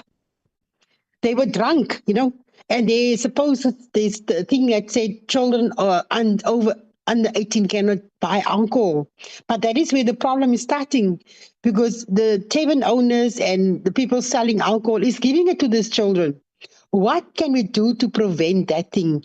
Last week, the minister had a campaign of saying young children cannot drink alcohol. There was a campaign by the minister. I saw it on the group. But it seems like there's no impact on that thing. And the mere fact that a lot of MPOs are closing, it's meaning that there's going to be more people that is not going to be serviced by these MPOs. And if you look at the rehab centers, there's only a few rehab centers. I just spoke to a lady yesterday. Her daughter's in a rehab here in Cape Town. And she was telling me how beautiful is this place and how they had a family meeting and that. But a lot of people don't have that privilege because they don't have money to take these children to these beautiful rehabs, because it's something like 2,200 rand, you said, a month. She explained to me yesterday. But how are we going to curb, because we are losing our young children because of this drug abuse and alcohol abuse? What else can be done to make sure that these things are implemented and not just on papers?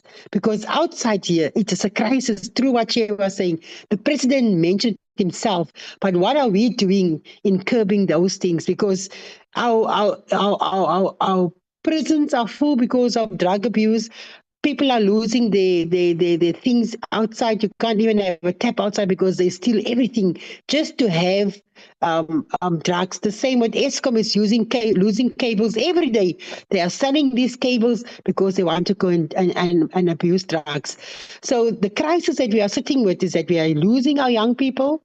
We're sitting with the old people looking after grandchildren because the parents of those children are drug addicts. I just helped a family on Thursday. That's why I went to Cape Town to get a child a birth certificate because the child ID, because the child must go and write exams. The mother's living everywhere because the mother doesn't care. She got 3 more children that doesn't have birth certificates, smaller ones.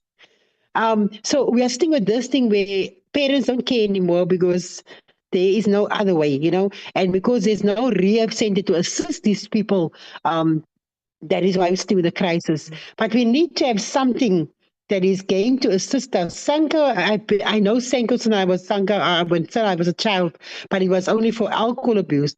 But the alcohol abuse is so big. I said to someone the other day, if South Africa, teenagers and grown people, just one weekend, don't drink, the SABC brewers and all the other people are going to make a massive loss. They're going to become bankrupt just for the weekend. So I just need to find out from Sanka, what else is there to do, because it seems like this thing is not working. Thank you so much, Chair. And I want to say, Chair, the questions that Maybe Tafeni send me as for the Western Cape. I think it's for the next one that is coming up. Thank you. Okay.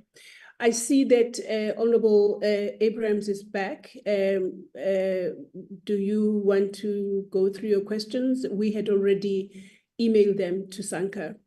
Thanks. Thank you, Chairperson, and then thank you for emailing the questions. I will just then make a comment, Chairperson, because I did get to the end of the presentation. I just missed all the colleagues' questions. But just to add, Chairperson, that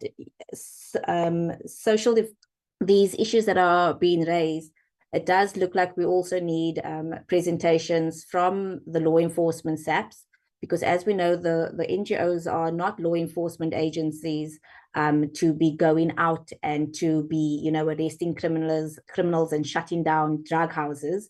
That remains the responsibility of law enforcement agencies, and also basic education to hear what programs they are running at their schools. And then lastly, Chairperson, just a comment, and it comes up so often, and that is that, parents cannot advocate,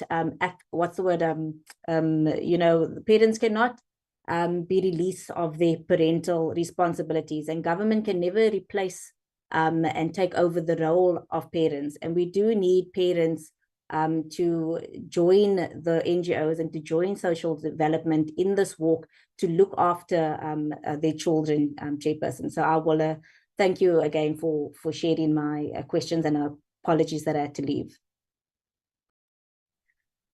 Thank you, Honorable Abrams, and thank you, colleagues, for your comments and your questions, which I believe are very critical for us to make some headway towards understanding the environment that Sanka works in, and also to pick up from that what it is that the Portfolio Committee, as an oversight arm of government, can do or facilitate or contribute, whatever it is that we need to do.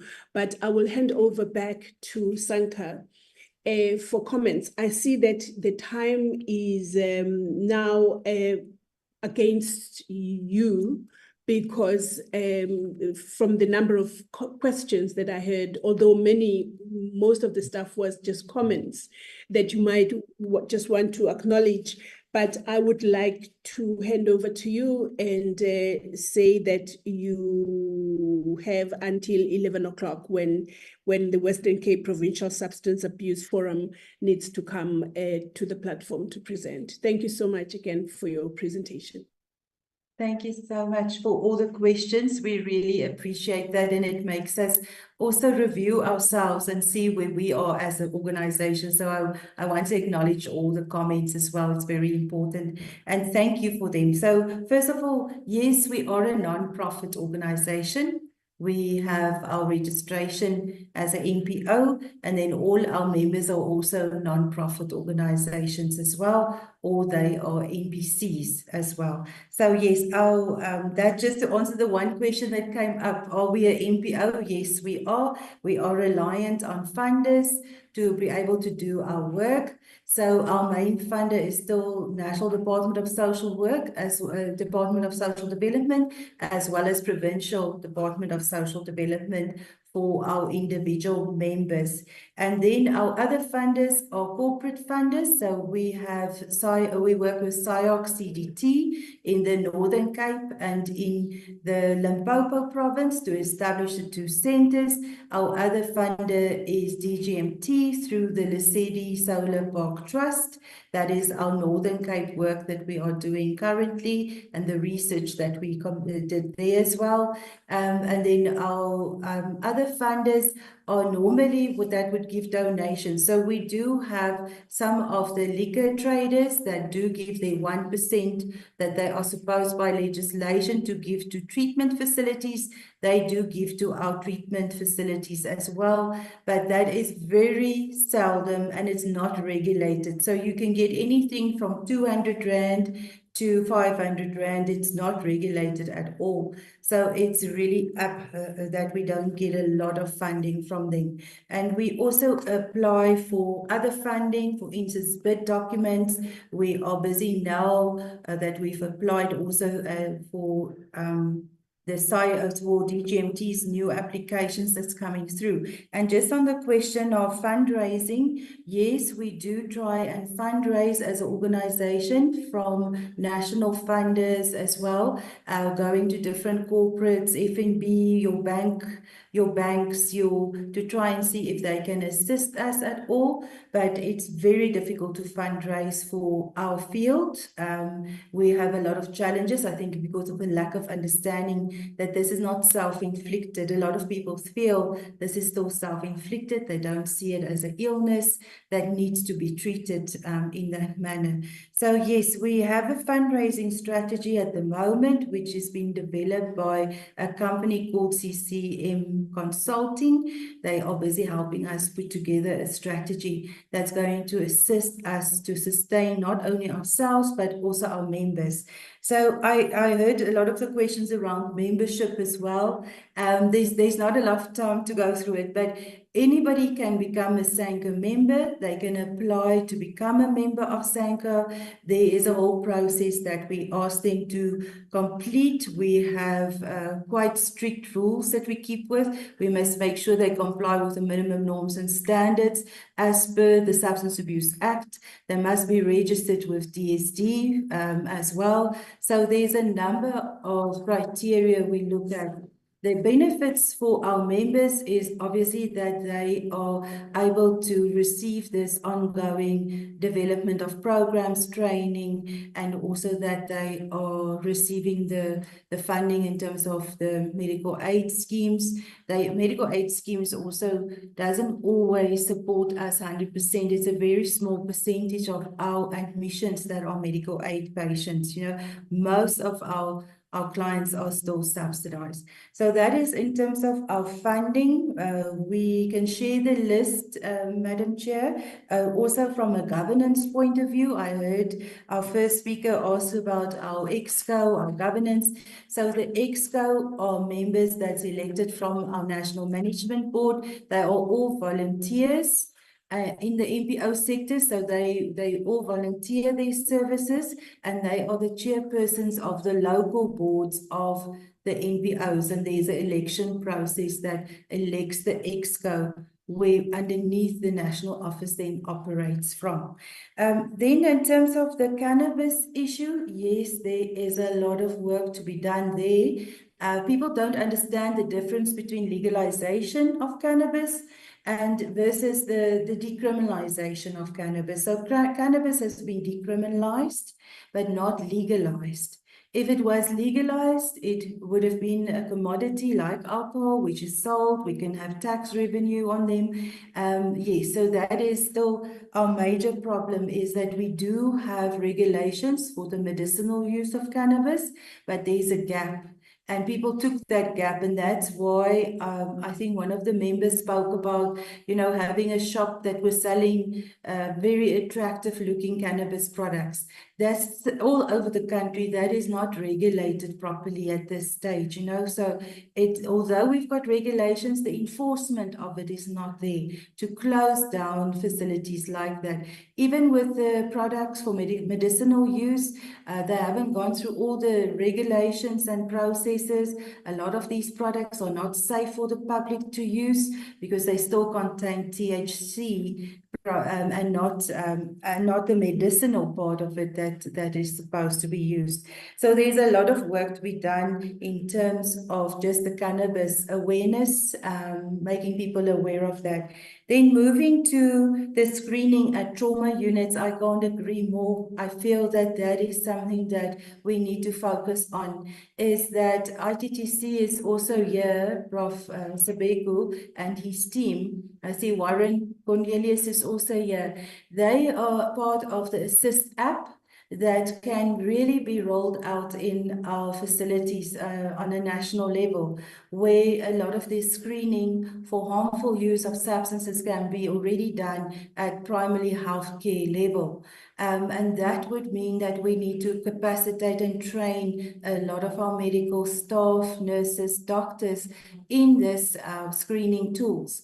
And that will assist. There we go. Prof. Sebeku has just added that onto the chat pane to say, please also support this initiative, because through that, we're able to do brief interventions, stop people from harmful use, and also refer people to the right treatment facilities that is available for them. So that is a great initiative in terms of the screening of the problem. Then moving on to some of the other questions that we had, I think from Geraldine's side. Geraldine, yes, we know each other for many years. We've worked together on projects, and definitely SANCO doesn't have the resources.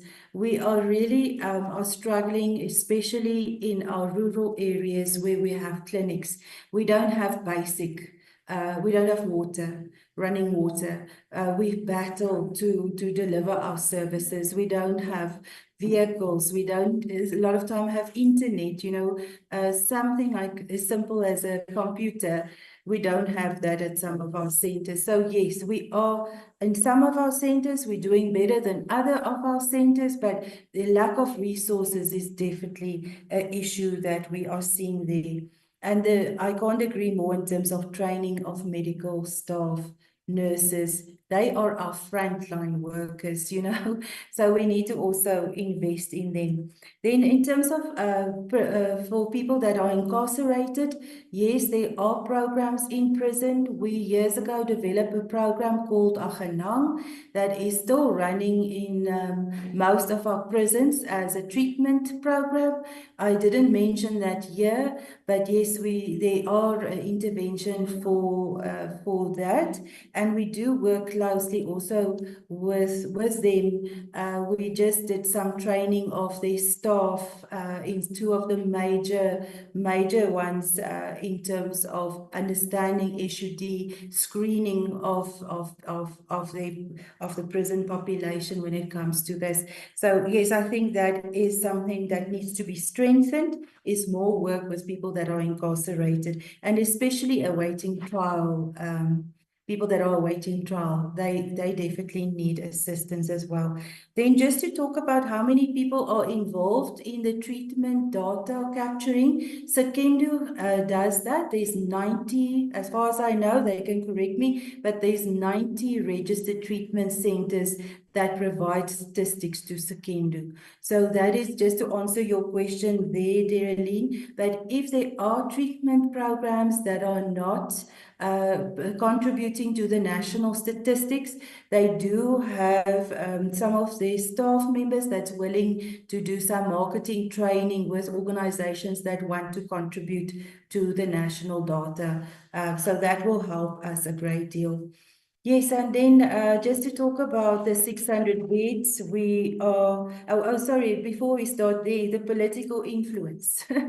So from our side, we saw the political influence in Gauteng and the funding crisis that happened. There were a lot of internal processes in Gauteng DSD that affected the NPO sector. And that is something we need to be aware of, that a lot of times there are political influences that makes decision around funding, and that affects the NPO sector. So there's a clear example of that from what happened this year in the Gauteng province, and how we believe that it was through political influence that we now see the crisis that we are in. Then I also want to just mention, I think Honorable Member Uhlangu also asked about the alcohol outlets in our study that we did. Yes, we found that we work with the local, not only the government, but also the liquor, not the liquor outlets, what do we do? The liquor departments in those different provinces. So we do try and work with them. Again, the legislation differs from province to province. We have a National Liquor Act, but then we have provincial liquor acts as well. So every province has got different ones for that. And that makes it very difficult to also look at the implementation of this. Every SAPS should have an officer that does that and goes to the outlets, make sure they're compliant, but that doesn't always happen. So you do need more of our law enforcement to be trained in this and to be able to also educate the community about their rights. And that is what SAPA is doing quite well. And SAPA is also involved in pushing for the new regulations to the Liquor Act. One of them is to ban advertisement on any platform. And the second one is to increase the age group from 18 to 21. So that legislation, and you can also speak to SAPA, maybe also find out from them how far the process has been, but there's been many frustrating moments for them to not get this legislation through. And the legislation will definitely protect us, you know, so that is something to look out for from that side. Then in terms of future prevention programs, yes, the research helps us to develop future programs. For instance, the ICAN Early Intervention Program was a direct product from our national study that we did. So yes, we do use the research to help us develop more effective programs. And then in terms of mentorship of our emerging organizations, yes, people can be mentored through us. The sustainability is also part of what we train the management of that center on, how to find at least 5 other sources of income, either through training, through fundraising events, through sponsorships that you receive, because many of your corporate companies would rather give you goods in kind than give you actual money for salaries and, you know, for running costs. So there is options for them in terms of sustainability, but I'm not going to say it's not a problem. It is definitely a problem. We all struggle because we are many NPOs and we all have to find funding from a small pool of donors in our country. Then also the Eastern Cape and Northern Cape, why there's limited services there, it actually goes back to us as an NPO being reliant on donor funding. If we didn't get the funding from SIOC, we would not have been able to have established the Kuruman and the Thabazimbi offices, as well as there is also through DGMT and the Lesedi Trust, we are able through Sanko Tats in Postmansberg open a clinic in Danielskuil. So we are reliant on funding so that we can open these facilities. And also we're reliant on DSD to also provide us with funding. So when we do submit business plan for a new service site, we need them to also look at the budget and see if it's possible for them to fund a site like that. I think the funding crisis I've discussed, and then our relationship with United Nations as well as the African Union. We are pretty much with the United Nations, we are involved more in terms of them educating and training us on what programs they are using. But with AU, we're working very closely with them on our National House of Traditional Leaders and the CATCA model. So they have adapted the CATCA model so that they can implement that in their own communities and villages that they are from. So that is a national project that we are busy with, and the AU was instrumental in this, and also Prof. Sebeko, because they did the research on the House on Traditional Leaders. And then the AU has then agreed that there will be a drug demand reduction signage of the declaration that they will support drug demand reduction in South Africa. So that is how the AU fit together with our House of Traditional Leaders. There's a lot of work to be done. It's very early stages to make sure we are dealing with it.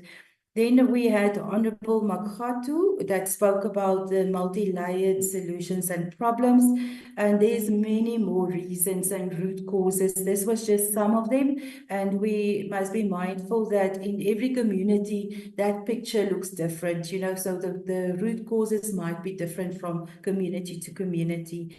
And definitely we need to look at how do we address the issue that from a funding model, our DSD has got different fundings for different provinces as well. So that is an ongoing concern for us. And then we also had the questions about if some of our NPOs that are closing down, the high levels of fuss, the high levels of tick abuse in our communities, the impact on our families, you know, so that is the reality on the ground. And then a lot of people are struggling to access treatment, you know, as well. And it's about our work is to make sure we market treatment, also what treatment is about, because access to treatment is not only about physical locality of a treatment facility, it's also our mindset, you know, are we open-minded to say we have a problem, we need to go for help, you know, so that is the stigma work that needs to happen, and the decriminalization of what do you call it, discrimination that we need to reduce when it comes to people using substances. That is a block for a lot of people to access treatment still. And then also the whole issue about regulations of cannabis, that is something I already spoke about. And then also the rules around alcohol advertising that we need to change. So if this committee can fast track the application of SAPA to get the new regulations to the Liquor Act to be amended, that will also definitely assist with the advertisement issues that we are seeing currently. Then there were some questions around costing for treatment. So the costing is fluctuating, whether it's an inpatient or an outpatient center, what resources your center has. So we say that treatment is anything from 5,000 Rand for an outpatient program, for a 12 weeks program, up to 45,000 for an inpatient program where there's psychiatric care, medical care. So it costs us a lot more for an inpatient facility than an outpatient. And that's why we also say not everybody needs an inpatient facility. That's why your assessment and screening is the most important part, to make sure the right people are sent to the right places. So that is also part of our challenges that we need to look at. And then we agree with the generational addictions that we are seeing and how we can deal with that. And then I see Honorable Abrams has got lots of questions for me on email. Can I please ask that I can respond to that, because my time is up now, and I can respond in writing to you if you agree to that. Most definitely. Most definitely. Thank you so much for that. Honorable Abrams is not going to have an issue at all with the questions being answered in writing, because she will then also share the responses with the rest of the portfolio committee. But I wish to thank you so much, you and your team, for coming through to this meeting and to present as you have, and responding to the comments and the questions that were asked.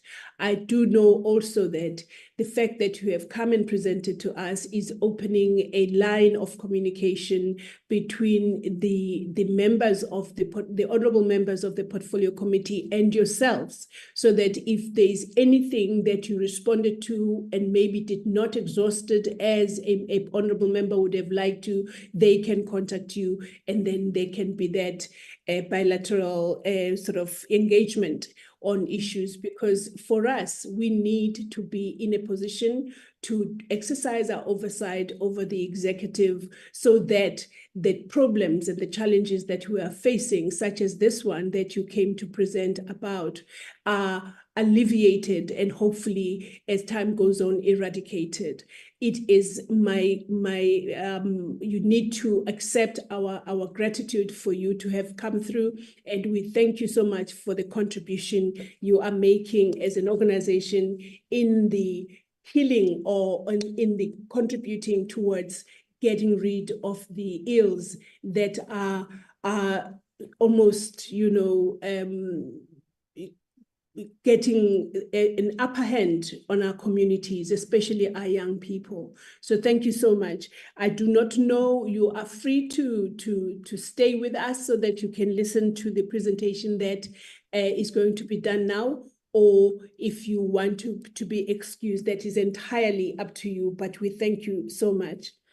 Thank you, Madam. Honorable members, thank you for your contributions to the meeting through your questions and your comments. I would like now to call upon the Western Cape Provincial Substance Abuse Forum to do the presentation to us. I am mindful, very acutely mindful of the 5 minutes of your time that we have used with Sanka, and I will pay it back. We pay back here in the Portfolio Committee of Social Development. So if you could please introduce your colleagues and yourself, and then take over. You can divide your time among yourself the way that you prepared and planned, but the platform or the floor is yours. Thank you so much. Thank you so much, Madam Chair. I really appreciate and I'm really honored for the invitation, first and foremost.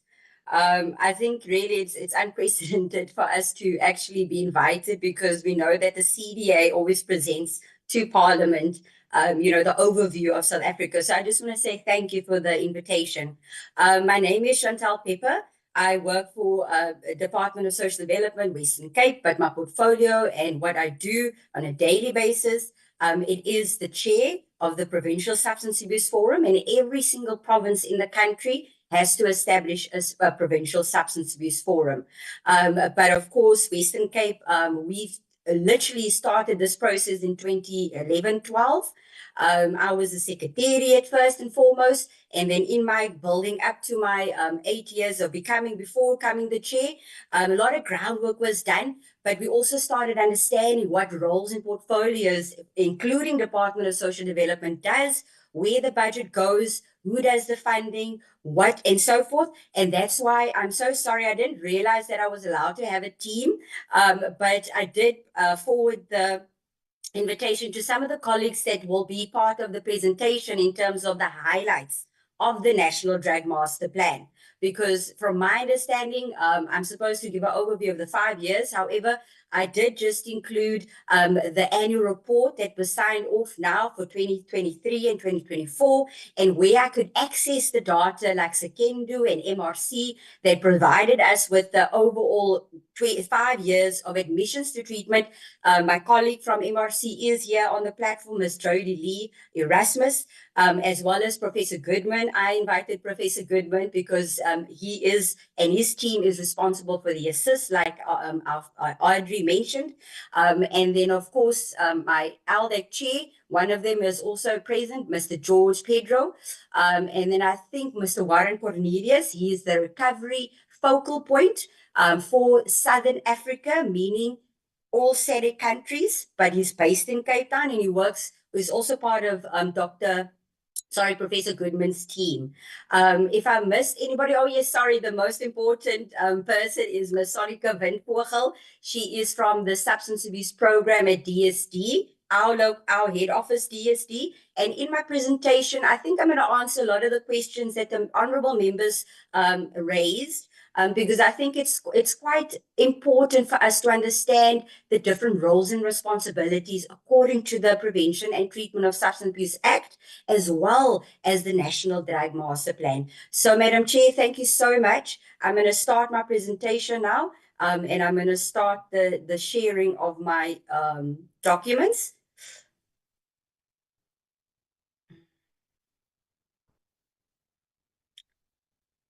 Okay. I just need to see if I can.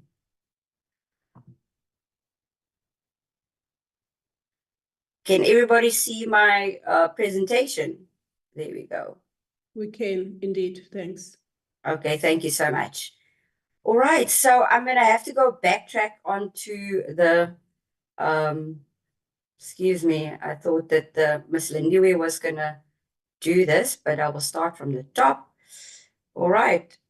So, as I said, I'm Chantal Pepper, the chair for the Substance Abuse Forum.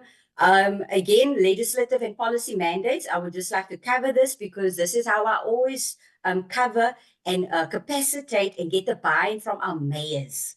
So this presentation I do for the mayors all the time when I go into the, when I've been invited by the mayor of a municipality. So the presentation really captures and gives an overview of whose responsibility it is in terms of the lead department. And as we can see, our legislative mandate, it is the Act, which is almost, it's our Bible.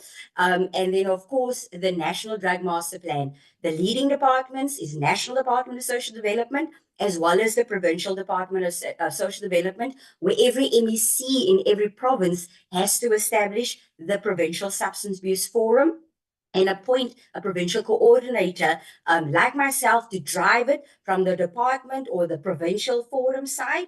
But then, of course, the mayors are responsible for the action plans through establishing their local drug action committees. And I'm so pleased that Audrey also mentioned this in her presentation, because it really is a whole of society approach if we are going to reduce and address the prevention of and treatment for substance use disorders and substance use, but also focus on the gaps that we currently have, within our country, but also municipal level. Because I think Audrey mentioned a very critical point there, that every community is different. And through all my years of working within this field, it really is the case.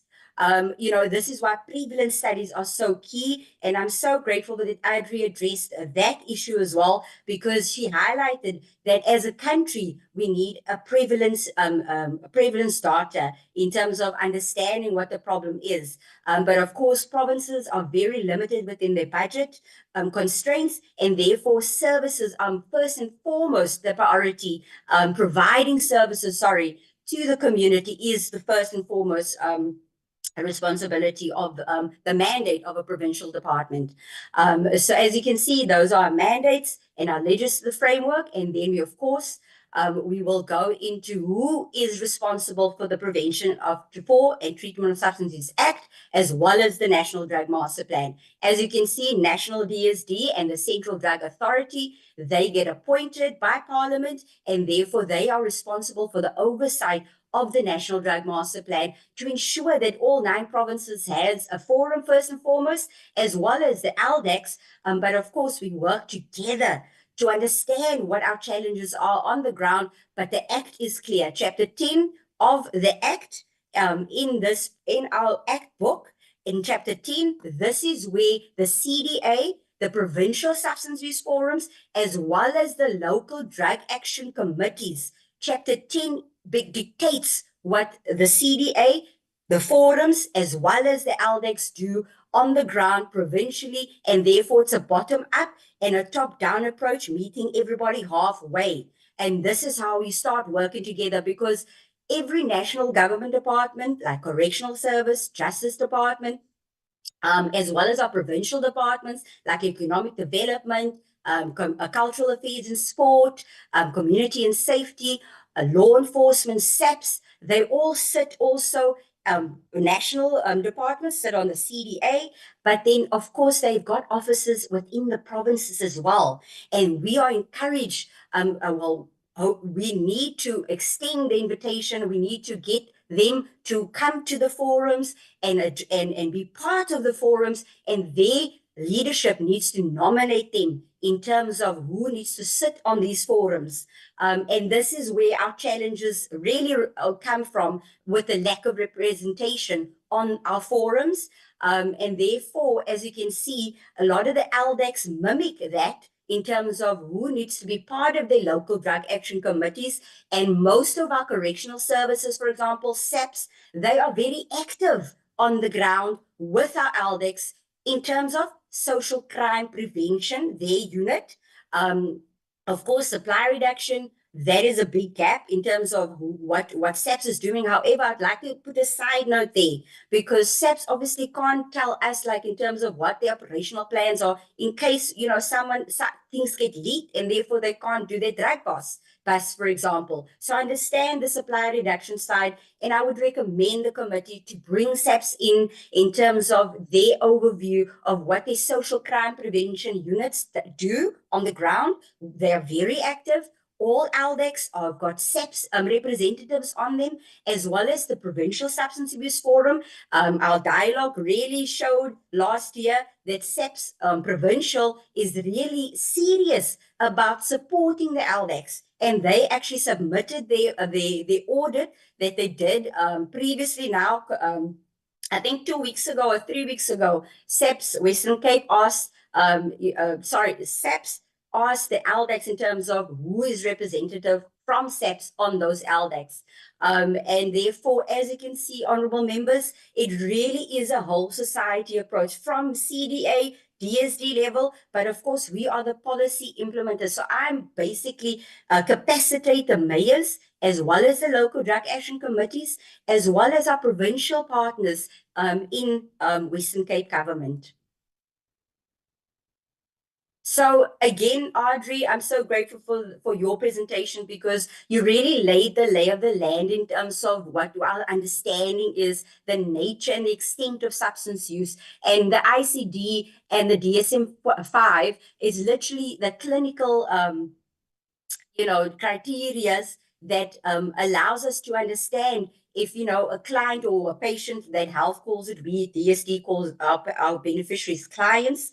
If our clients display any of these criteria in terms of 5 or more, then you understand, wow, this person needs, inpatient, for example. And I love what Audrey touched on, is because not everybody needs inpatient treatment. I think as members as well, we need to start capacitating all levels of intervention in terms of community, municipalities, families. And again, I already mentioned that we need to look at how do we reduce the stigma, because not everybody needs inpatient treatment. However, when it gets to that point, it seems like it's a no hope. There is no hope for the client or the patient, because there's lack of services or there's a long waiting period, like Honorable Darlene James mentioned. And those are sort of the barriers to accessing treatment for the people on the ground. Even if we have, like in Western Cape, I think we've got in Hesketh King,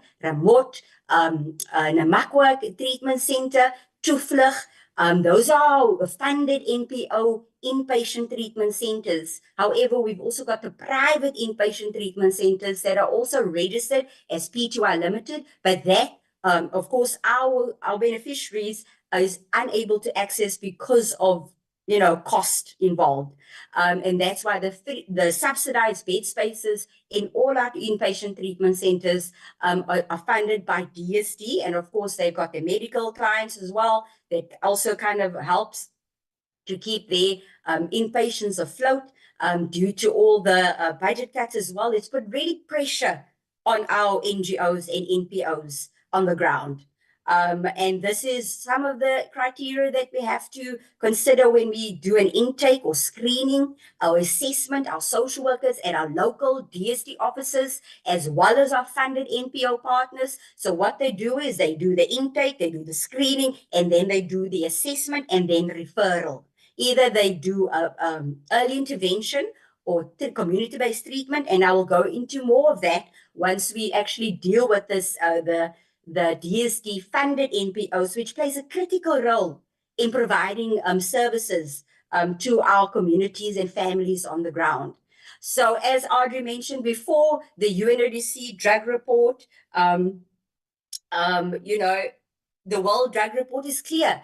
This is a global issue due to the illicit drug trafficking and the drug market that is really the key drivers to any of our communities, whether it be here in South Africa, whether it be in South America, Argentina, and whether it be in Europe. The globe is experiencing a massive increase in people with drug use disorders by 45% over a 10-year period. And of course, mental health is here also a key driver. COVID, I think honorable members must also remember COVID had a massive impact in terms of mental health and substance use disorders.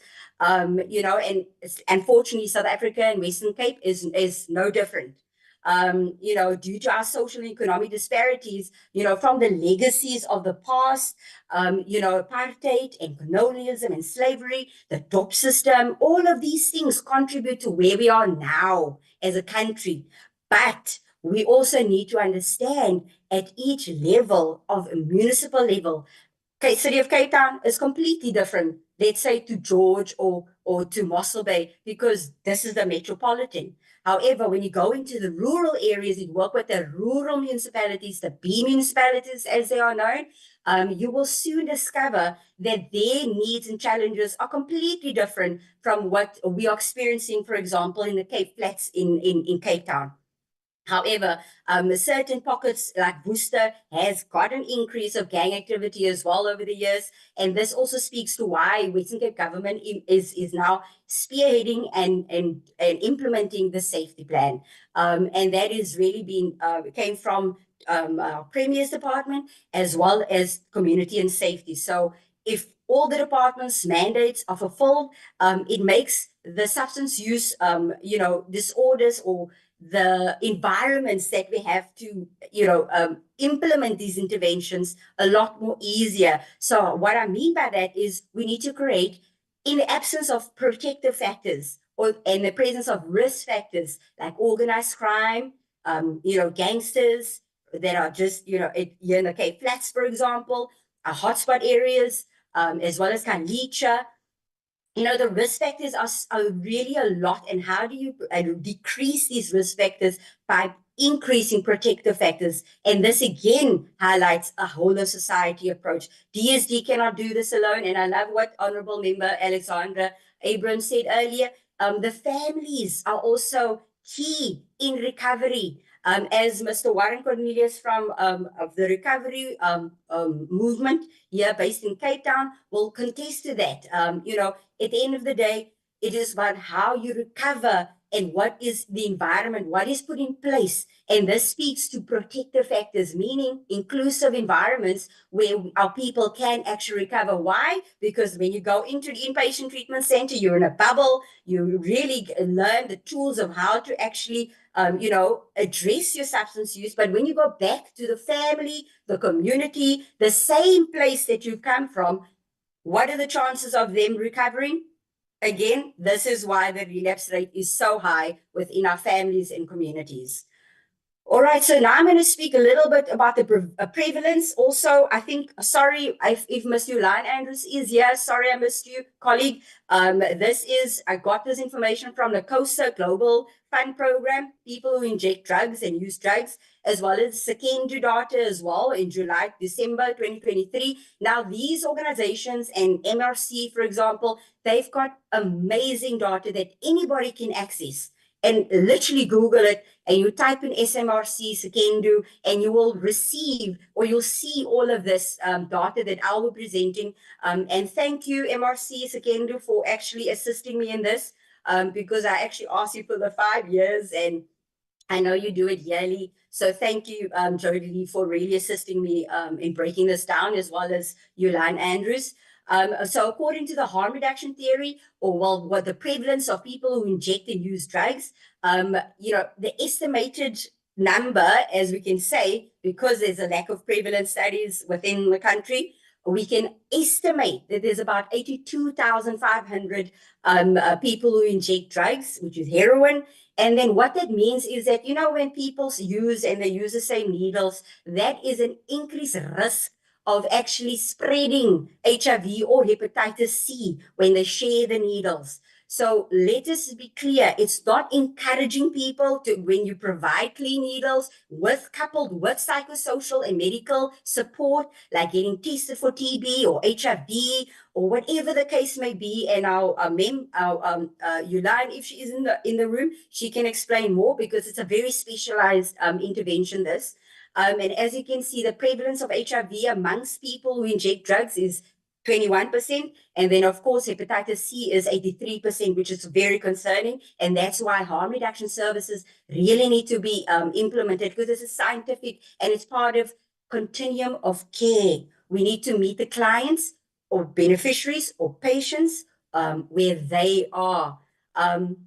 and the barriers that they experience, especially the people that are homeless within our communities or in the city center, is that when they are given these clean needles packages and they are part of the program of TB and HIV care program that NACOSA and Global Fund is funding, you know, they also experience human rights violations, which is destruction of injecting equipment, that was 60, and then plus assaulted, which is 19, and then plus arrested is 14, and then falsely arrested 4. So again, this data you can definitely request more of or clarity on with Ms. Yolanda Andrews, who submitted all this data to me.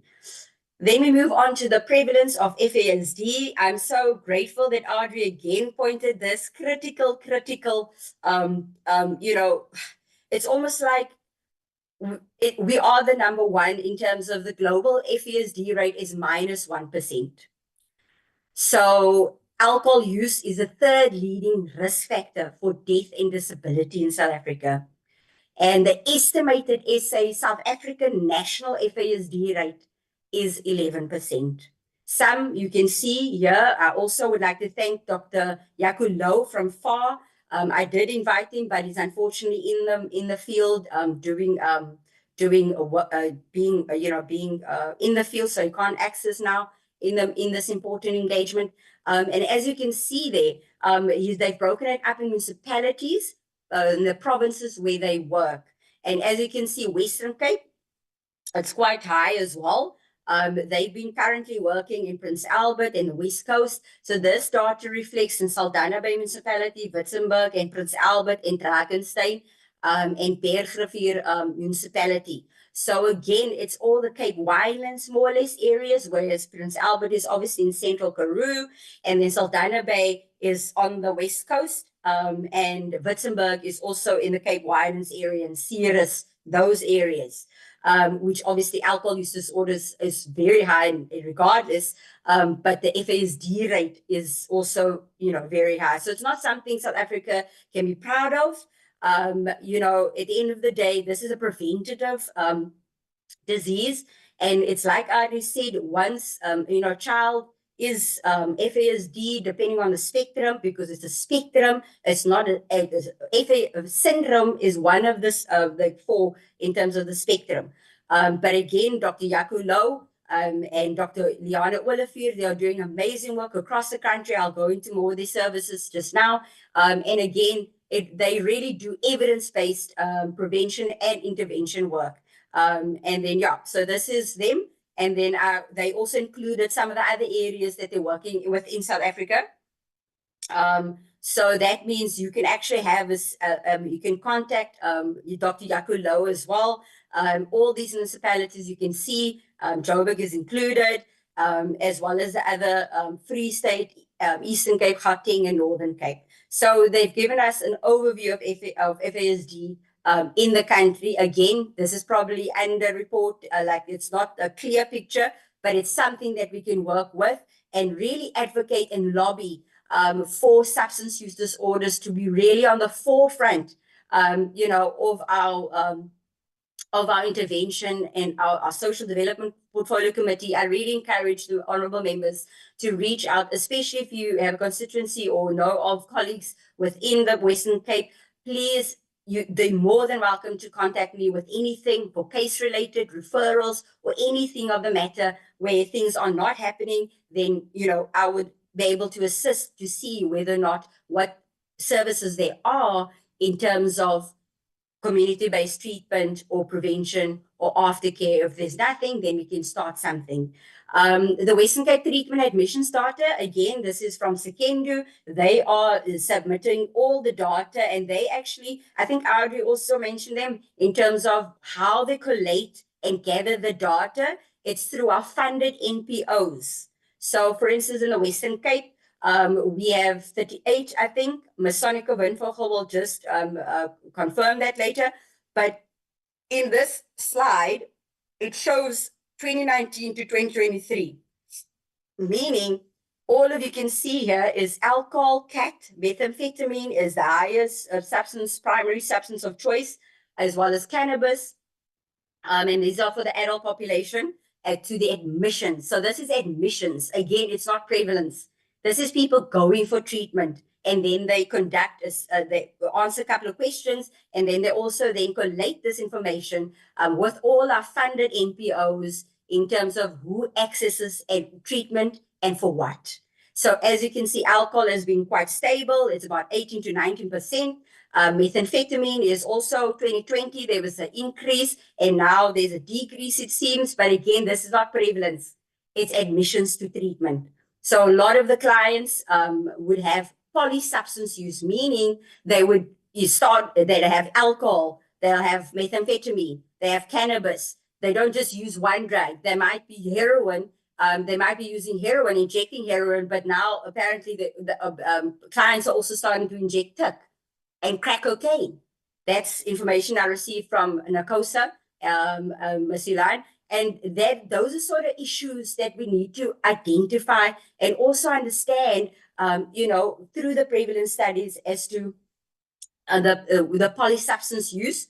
But as you can see, that is for the adult population within 2019 to 2024 in the Western Cape. They can do this for every province as well. They do this for every province. Sekendu. Right. And then, of course, we're coming to the admissions to under 18s, because in the Western Cape, we also have inpatient treatment centers. They provide inpatient services for under 18s, between 13 and 18 years old. And of course, we heard Adri before saying that the use or the initiation or the starting of substances by children as young as 8 years old or 9 years old. This has been picked up over the years, but again, this speaks to what Audrey also said. This is from Sekendu data for between Jan and June 2023, meaning alcohol was also quite a high substance of, primary substance of use, which correlates to what Adri and them are saying, including the study that DSD, Western Cape, UN, and the MRC Sekendu did back in 2012, 2013. Our province indicated, the findings of that study, which was amongst 27,000 learners across the province, all municipalities, indicated that alcohol use was 66%. So Audrey, it kind of links and correlates with the data you just provided in terms of 55% of alcohol use among school learners. And therefore, you can see it's a trend that has been around, that is there, and therefore we need stronger family prevention programs as well as school prevention, evidence-based prevention programs. Crack cocaine is also on the radar, but of course, cannabis use is also 81%. And then heroin, I do believe that is something that we did pick up in the NACOSA data, but methamphetamine is still, the primary of the main use, the main substance of use, amongst 13 to 18 years old. And again, Sekendu can give you a better understanding of the breakdown of admissions to treatment. This, again, is a team effort. I couldn't be presenting this alone. And this is why the forums are there to coordinate and link up and connect with the people that are specializing in data collection, as well as the NGOs that submit the NFD data to our program on a quarterly basis. And again, it just shows you the importance why Western Cape really has a high youth population as well. I think every province has it, but this is a breakdown of the youth percentage between 15 and 24 years old. And that's this all stats, but I also think I got this from our youth program when we did some of the interventions and the capacity building about 2 years ago. But as you can see, this is pretty much a trend in terms of the rural areas seem to have a lot more youth and compared to the city of Cape Town, for example, where the average is about 14.6%. You can see they kind of like in Beaufort West and Prince Albert is about 19%, between 17 and 19% is quite high. All right, so then why am I here? Honorable members, I think it's quite important that I feel that the National Drug Master Plan it really is our policy, our guideline in terms of how we implement interventions and working in a collaborative manner. Because again, as you could see in the previous slides, there's a lot of departments, stakeholders, community, users, Sekendo, academia, like UCT with Prof. Goodman and his team, and Stellenbosch as well, who actually runs the Stickline Clinic, but also, she does Stickline Hospital here in Cape Town is for heroin and alcohol use, and they do the detoxification at Stickline. But again, who is responsible? Back to the first slide. Is National DSD and the CDA. They are responsible for the National Drug Master Plan.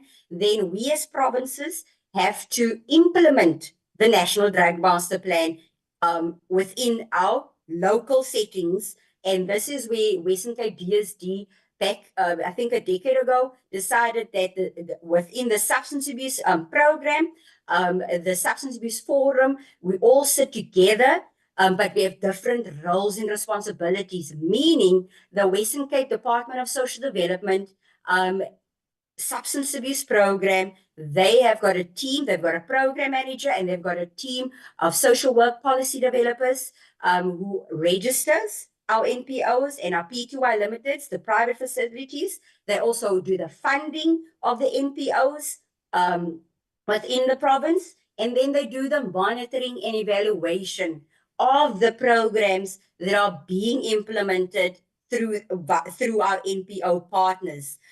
Because in essence, that is where I think Audrey also mentioned about the different provinces, doing different things. I'm not quite understanding that, but okay. Our experience by following national DSD's legislation.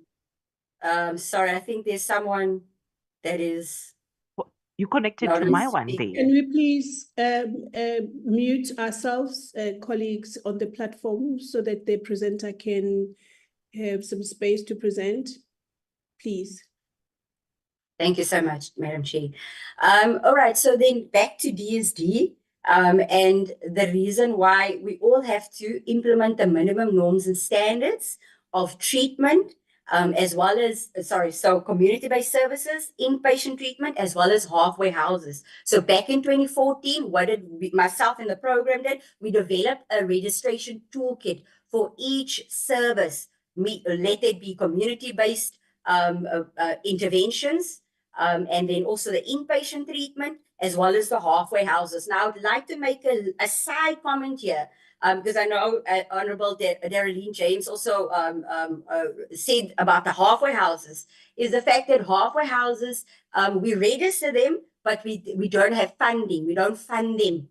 And then again, we need to speak to obviously National DSD, but currently what we do fund is community-based prevention, early intervention, treatment, aftercare, which is reintegration, etc. But those are our services that we fund, and through the provincial, through the substance abuse program. So they register the organization providing that services like SANCA. So what will happen is SANCA would then apply for the service, fill in the community-based registration toolkit, which is again the minimum norms and standards, which is taken from national. And what we provinces have to implement, there's no gray area in that, really. I don't know, that is what the minimum norms and standards indicate and say. So the program registers them, any NPO that delivers a community-based intervention, as well as the inpatient treatment centers, as well as the halfway houses. So that's our program. And Ms. Winkvogel will speak more if the questions arise about the funding, how much they, organizations, the funding, the budget, because the forum does not sit with the budget. We do not sit with the budget. We are a coordinating body. And this is how our efforts are streamlined, and what we as a province decided to do about a decade ago, and you'll see in my next slide, is that my portfolio then is it coordinates and supports the implementation of the National Drug Master Plan via the mayors and their local drug action committees. This is why it's critical for us to go to the mayors first and foremost, because that is what the Act says. I, as a forum, or we as a forum, have to go in and get a buy-in from the mayors and municipalities before we can even think about establishing a local drug action committee. And I need to go do this presentation to each mayor of a province of the municipalities. And this is why I say it takes time, honorable members. And I think going back and forth and years of experience, I think Audrey mentioned that it's how the buy-in and what they put in place. Because, you know, mayors also, there's elections. You don't know if they're going to be here for the next year or the next 5 years. So when you put systems in place, you get the buy-in from the mayor, systems in place, and therefore ensuring that the mayors and local drug action committees continue, whichever mayor comes next or still stays. So I think that is the critical differentiation between the different roles emanating from the National Drug Master Plan. And again, I'd like to highlight who is all on this provincial forums, the local drug action committees, and the CDA. We all mimic the same. However, obviously, resources, human resources, and budget, we can't do everything that the National Drug Master Plan is, prescribes. It's just, yeah.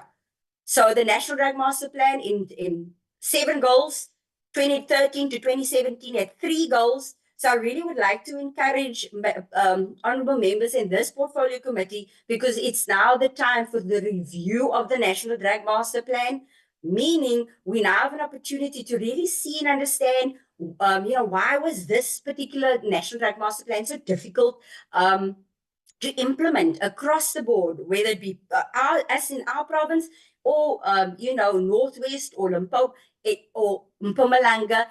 These goals are quite in depth. It's quite specific. So goal 1 is demand reduction. Goal 2 is supply reduction. Goal 3, increase in availability, access to drugs and for medical and research purposes. Goal 5, identify trends and control of new psychoactive substances. Goal 5, promote governance, leadership, and accountability for multi-sectoral effective response. And then goal 6 is strengthening data collection, M&E, and research evidence, which our program does with all our NPOs. Again, goal 6 is taken care of by our department, for example. Goal 5 is what my responsibility is in terms of promoting governance and leadership across the board, whether it be departments, whether it be local authorities, and the mayors in particular. Then goal 3 and 4 would be more SAPRA's, input, or Department of Health. Again, it's very difficult to get all these goals implemented or report on because of the lack of buy-in and collaboration from different departments at all different levels. And then, of course, the last one, which is one of the critical ones in terms of recovery as well as prevention, is stimulate robust and sustainable economic growth aimed at reducing poverty, unemployment, and equality. I'm just checking the time. Okay, I've got... So the target population is all the beneficiaries that we all service: children and youth, women including pregnant, persons with disability, LGBTQ community, occupational groups like homeless people as well, and artists or sports people that are using, steroids and so forth. And that is the target population. So that is from the National Drug Master Plan. So how Western Cape provincially has implemented a lot of the, addressed a lot of the goals, but in a provincial manner, led by different departments. I think what set us off first and foremost is the Blueprint Modernization Strategy of 2010. My current head of department, Dr. Robert McDonald, he was part and parcel of this blueprint, and I can only thank my leadership for really understanding the importance of substance use disorder interventions, from the get-go, because I feel that once you have an understanding of what departments need to do what and what is our responsibility as the Department of Social Development, you'll see that spoke to all relevant departments. The Blueprint Modernization Strategy, goals 1, 2, 3. And remember, 2013 to 2017 National Drug Master Plan basically spoke of, demand, supply, and harm reduction. Just 3 goals. 3. versus the 7 ones that we now have to implement. Youth strategy emanated from the school learner study that we did in 2013, 2014. That youth strategy was developed by DSD, but also led by .P at the time. And therefore, they came up with things like the youth cafes, for example, that are now across the province.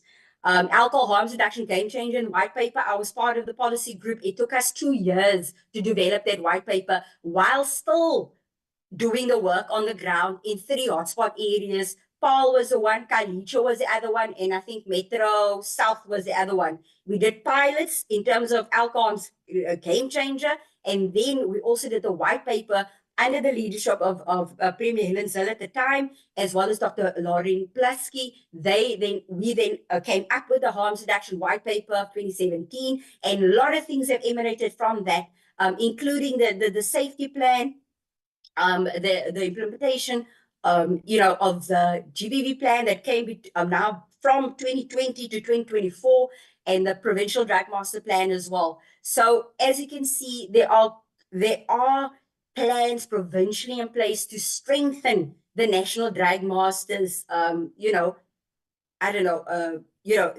goals of the National Drug Master Plan. And Growth for Job strategy again speaks to goal 7, because as DSD, we can assist. And, City of Cape Town has been so creative in terms of actually providing employment after school programs for people within that community as well. So there's a lot of things happening. And I hope I cover it quickly because I think my time is almost up. So I will just give you examples as well for demand reduction, which is reduced demand for drug dependency. Unfortunately, honorable members, I cannot say everything in the slides because my annual report was 154 pages. So unfortunately, I just took bits and pieces out of it just to showcase what the Western Cape is doing through their community-based services, which is DSD and funded NPO partners. Clients reach about 12,780. Ms. Windhoff will definitely answer you more questions once you have it. Prevention, early intervention, treatment, and aftercare. Those are the numbers that we've reached. Community-based harm reduction services, again, the Provincial Council on AIDS and TB are working well together with Department of Health, as well as our core implementers, which is TB and HIV care and ACOSA, in the PWID sector, as well as the Civil Society Forum. Then you have inpatient treatment services like what I mentioned before, which is our Toevlug, our MOTS, our Gesketh King, and our Namaqualand centers.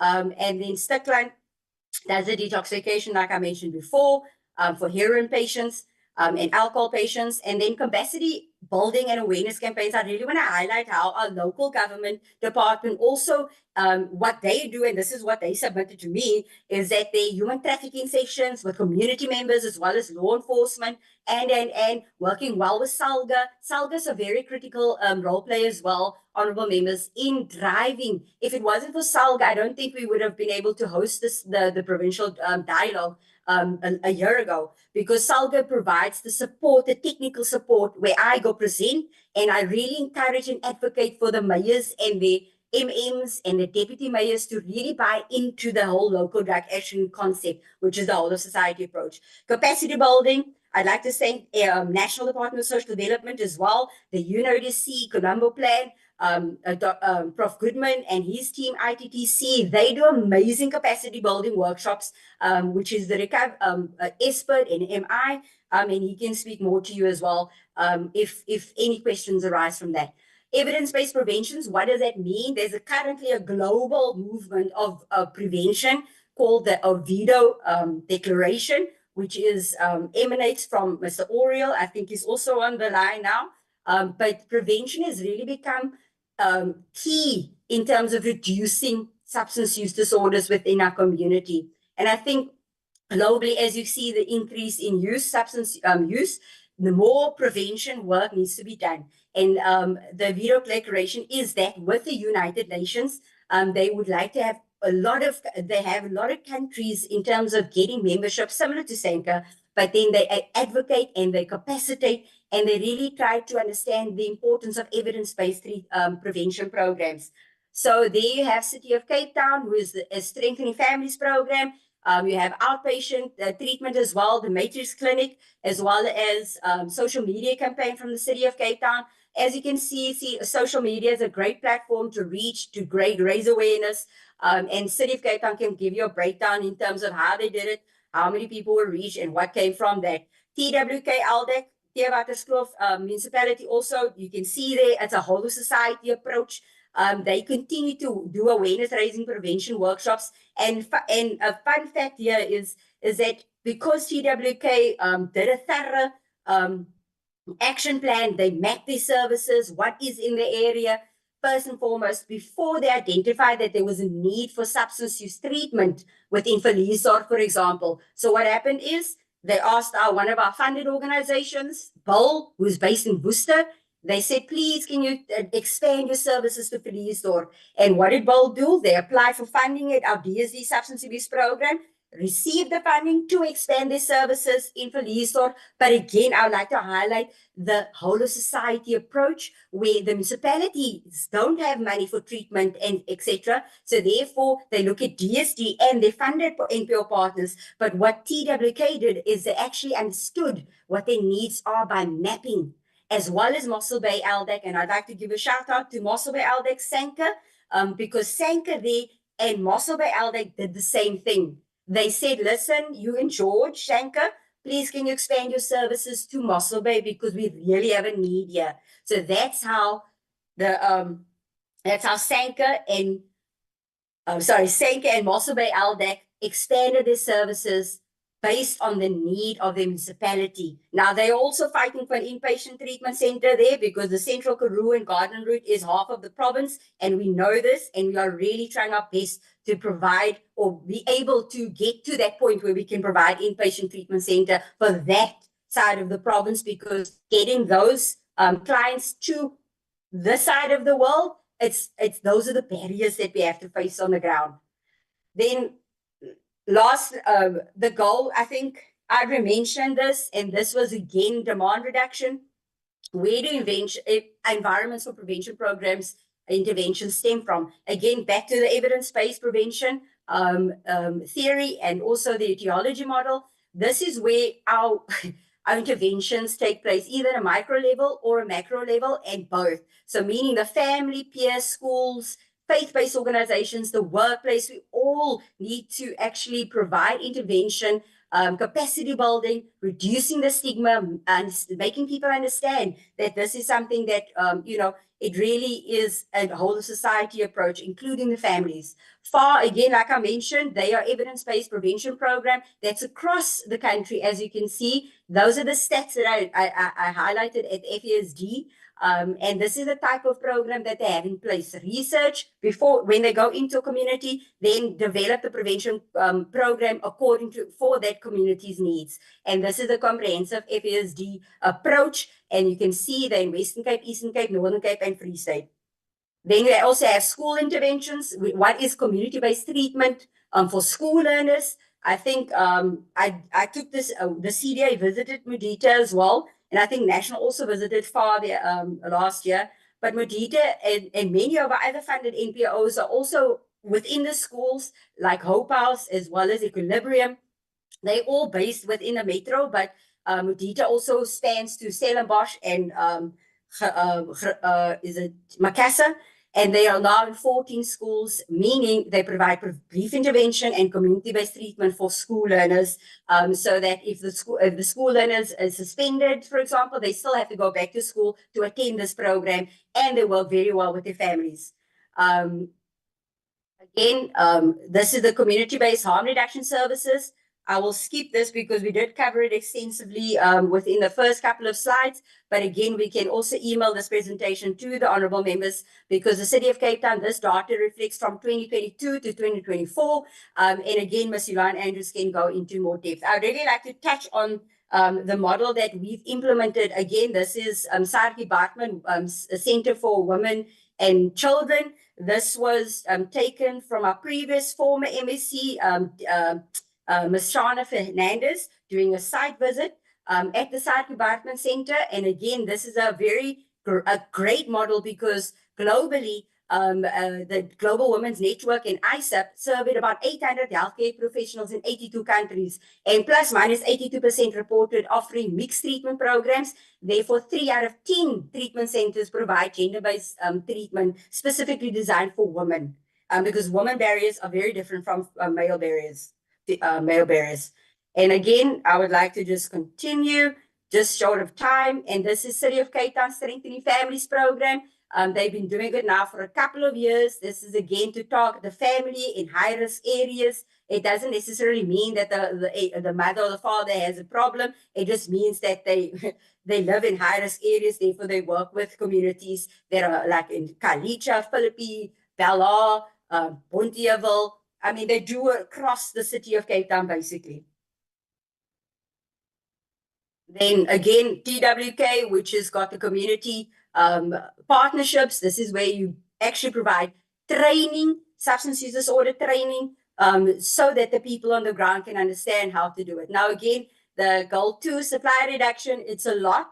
And that's why I'll email this to the honorable members, because I really want to also just touch on everything that I do, that I'm presenting at the moment. But the key one that I'd like to also highlight, the whole of society approach, is strengthening mechanisms to minimize illegal manufacturing, all forms of drug trafficking, and Western Cape government through the safety plan, as well as Swartland, LDAC, Overstrand, and Mossel Bay municipalities via the LDAC, because that all sits within the LDAC, that the directorates that are driving the LDACs.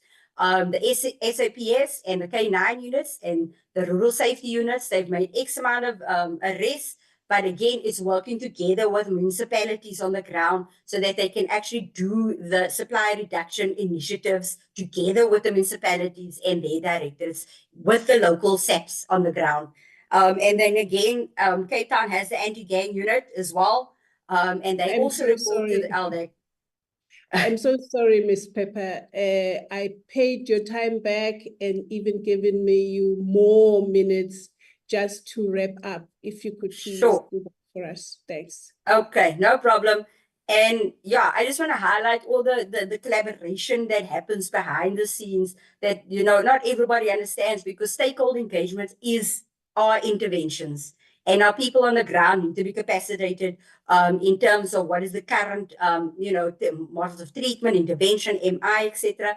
But I just want to highlight, because Prof. Goodman was here, I also highlighted Goal 7, what the municipalities are doing there, as well as provincial government. And I just like to also just highlight Prof. Goodman's great initiatives in terms of taking the PGDIP as well as the ITTC work that has been funded for, which is the assist tool. I already mentioned that. He put it up in the screen as well. That is a screening tool that him and a company developed. We launched it here with the National DSD Minister, I think last year, May.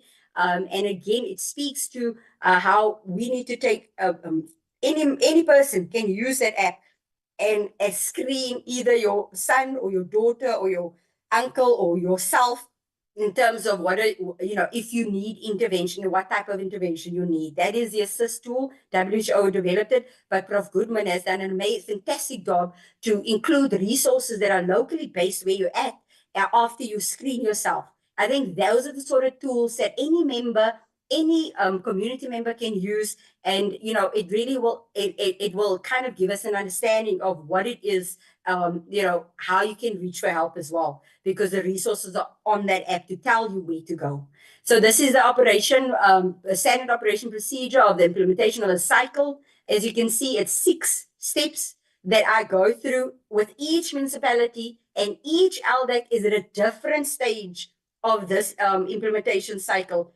However, the established ones, like I said earlier, they are very great. And this, I will leave you with this, because at the end of the day, we know that the LDACs are the key implementers because they are closest to their communities on the ground.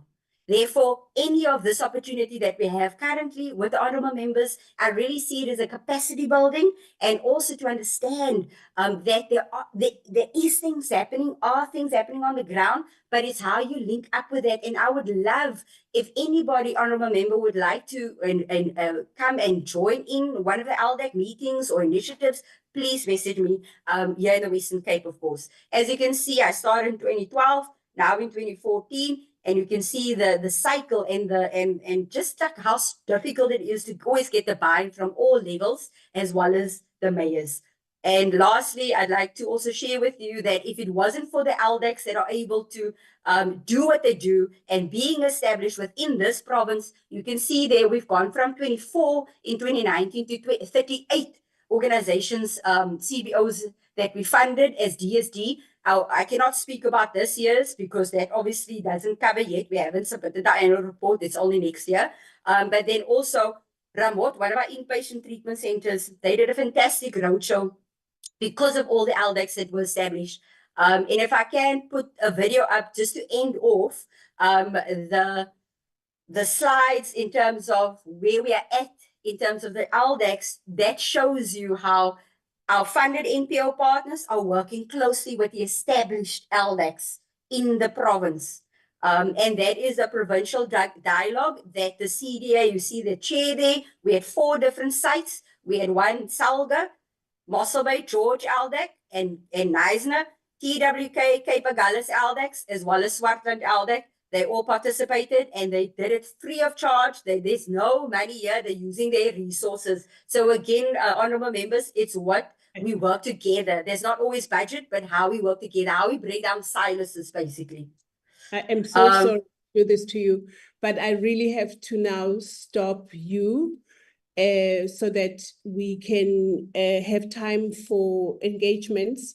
And as you promised, we thank you that you will send this presentation through if it hasn't been sent already. And honorable members can engage with, they can go through the presentation. And if there are any further comments or questions or of clarity, they can send that directly to your office as you opened the door earlier on.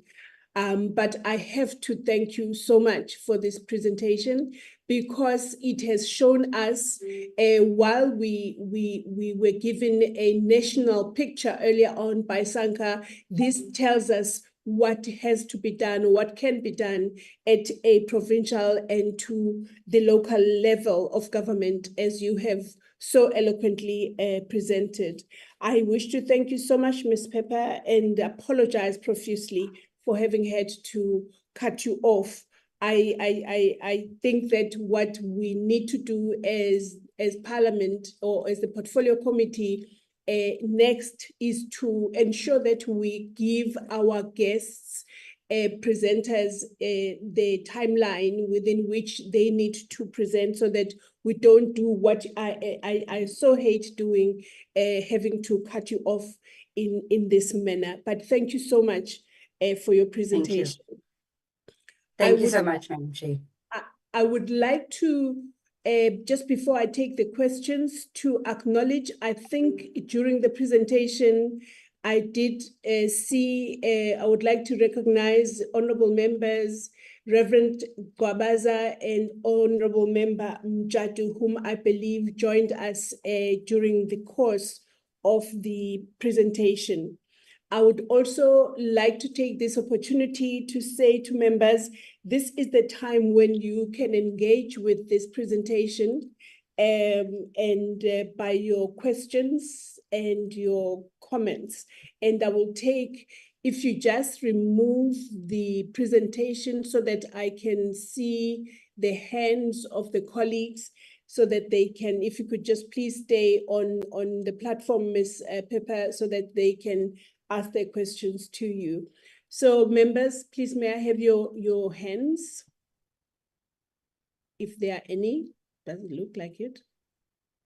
Sterling James has got a hand up. I don't see any hands at the moment. I will just My hand is up, Chair. Okay.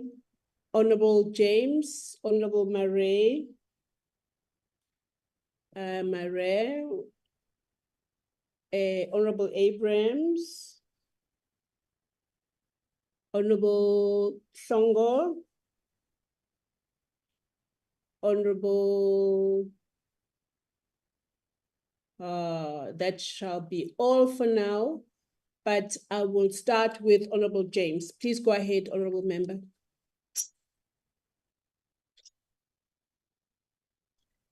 Thank you so much, Chair. Thank you, Chantal, for your presentation.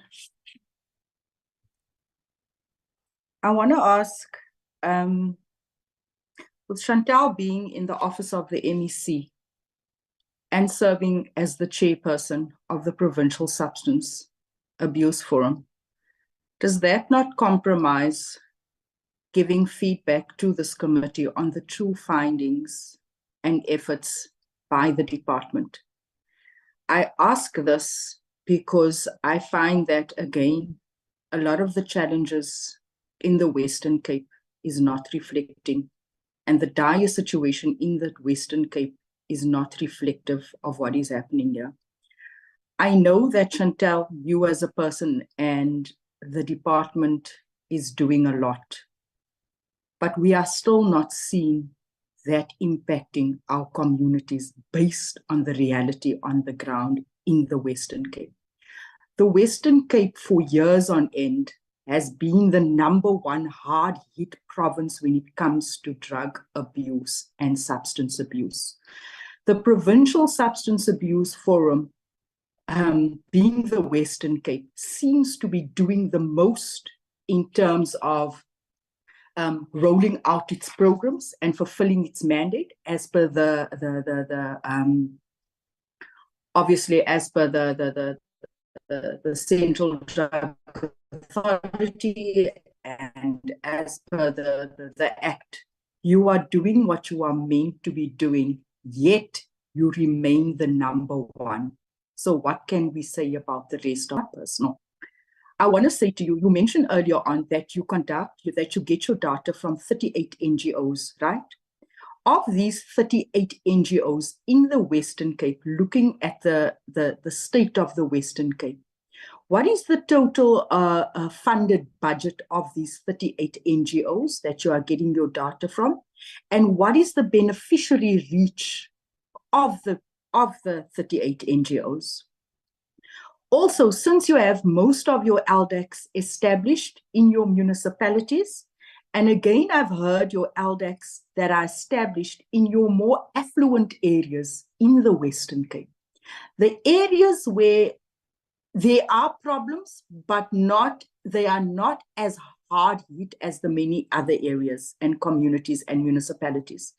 I want to ask, can you give us a list of your most hard hit municipalities and those communities and your interventions there?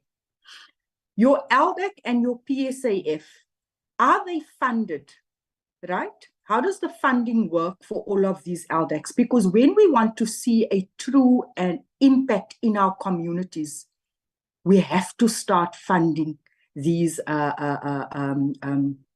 portfolios, I don't know what to call them, your LDACs, as well as your provincial substance abuse forums.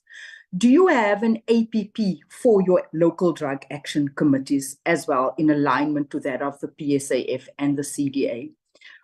Also, Shu, you mentioned, Chantal, that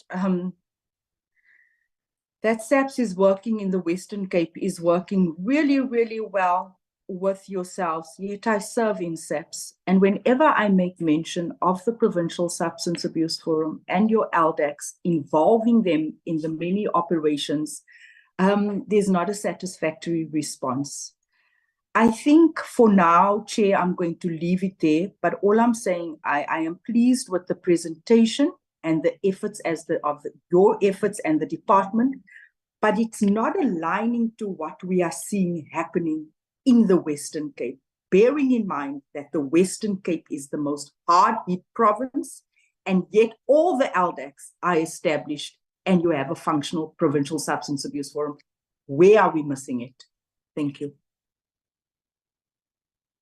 Thank you, Honourable James, for those comments and questions. I'll go over to Honourable Murray. Thank you, Chairperson. I just want to ask the questions quickly for the one of Member Tafeni that she sent through to me because of the problem that she's having with the phone.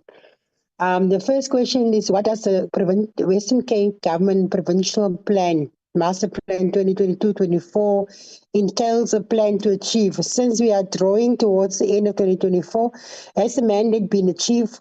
What were the targets to begin with? Does the WCG gender-based violence implement plan also include the implementation of safe homes, or more to Zella house shelters? If so, can you ensure this committee that each and every region in the Western Cape has a Tusela Center for Victims of Gender-Based Violence and Abuse? The third question is on page 17 regarding municipalities, and that established a LACDAC, which you say remains active, but then the same municipalities fail to submit the annual reports. And then how do you track whether those LACDAC are not active but effective? Also, what is the effects of those municipalities not submitting the annual reports, like the Cape Town, Cape Agulhas, George, Drakenstein, etc.? While the closure of shutting down of drug houses in Western Cape is a function of the police and law enforcement agency in general, the department should be having an interest in the identification of those drug houses, which with the aim that they should be clamped down and added to the problem that is the department is already trying to solve.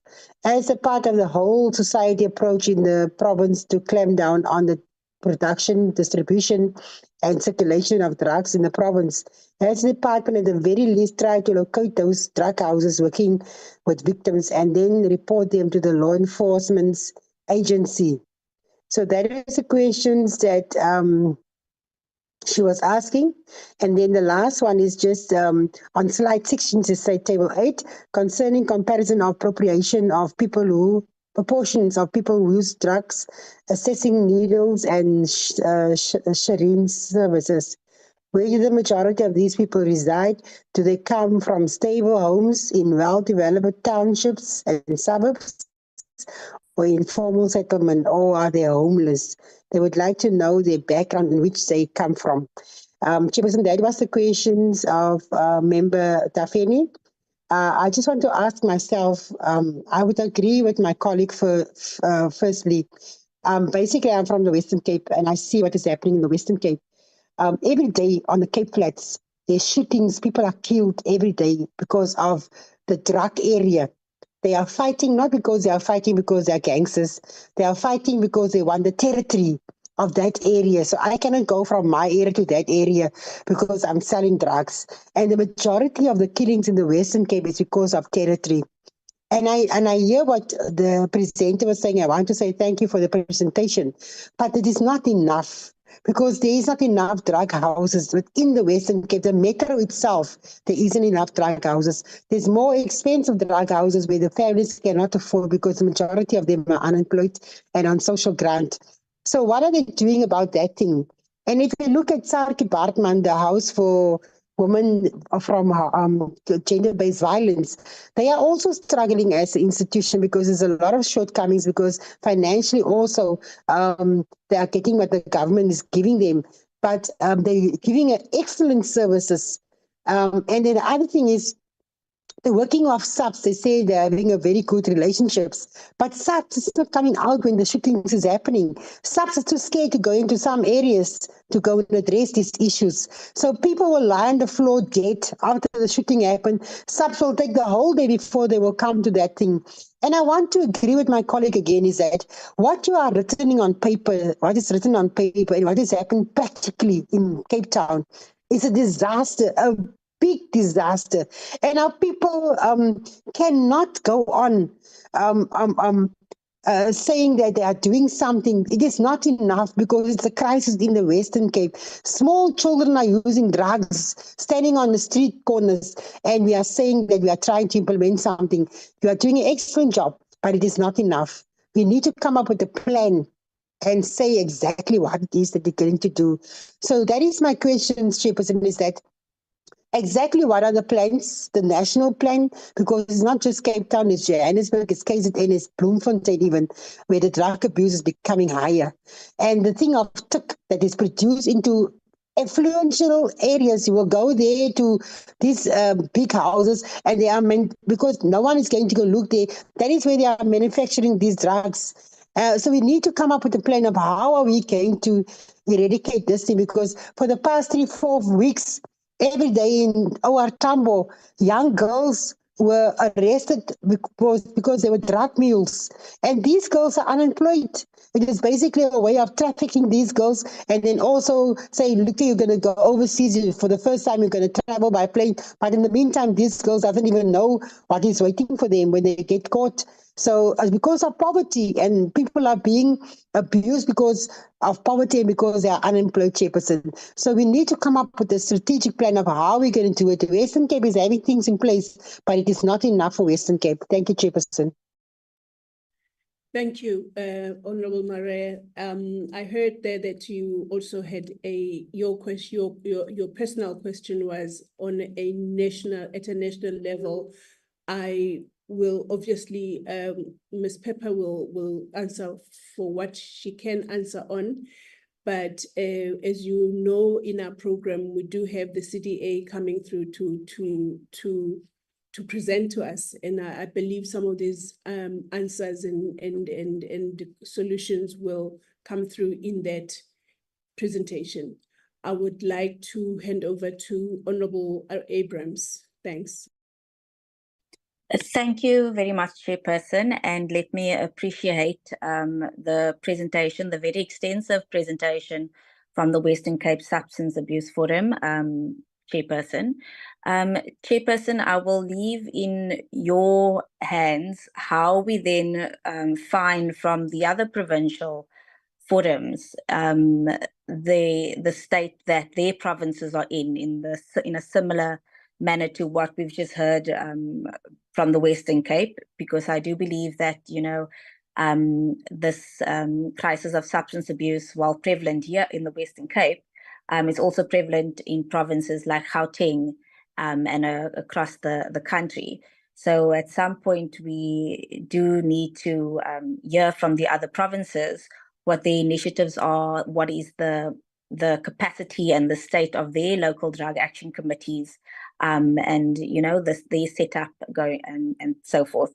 Chairperson, I also would like to just also appreciate the extensive contact list that was emailed to us.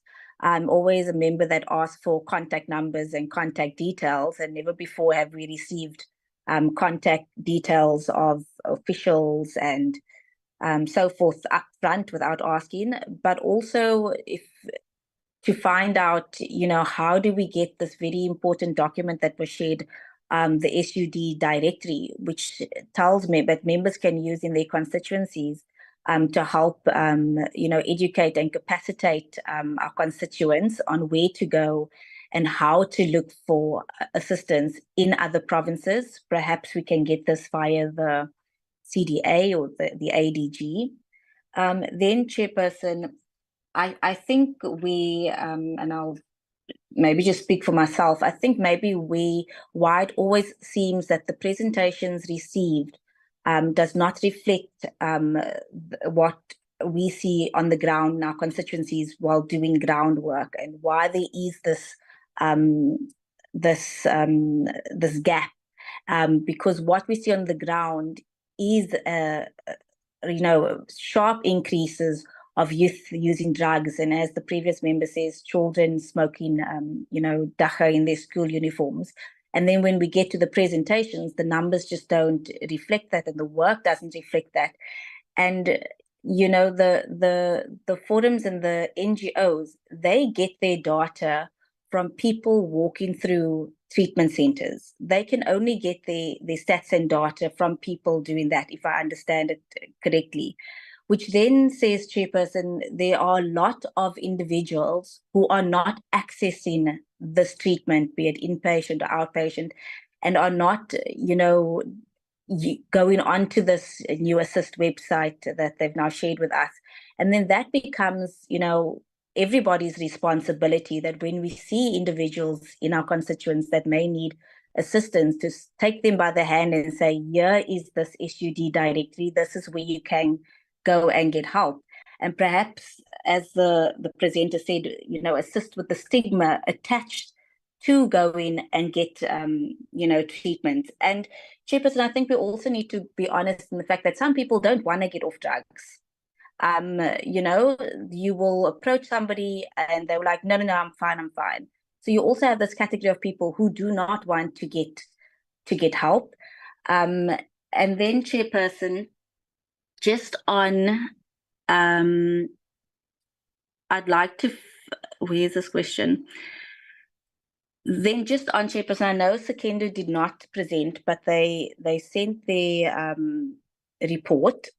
And my comment on that from the graphs in there is that majority of the users are male, majority of the users are unemployed, and it looks like majority of the users are working aged people. And I don't think this is a coincidence, Chairperson, if we look at the economic climate and the low economic growth and jobs in our country. I mean, we have 45% of South Africans who are dependent and reliant on social grants.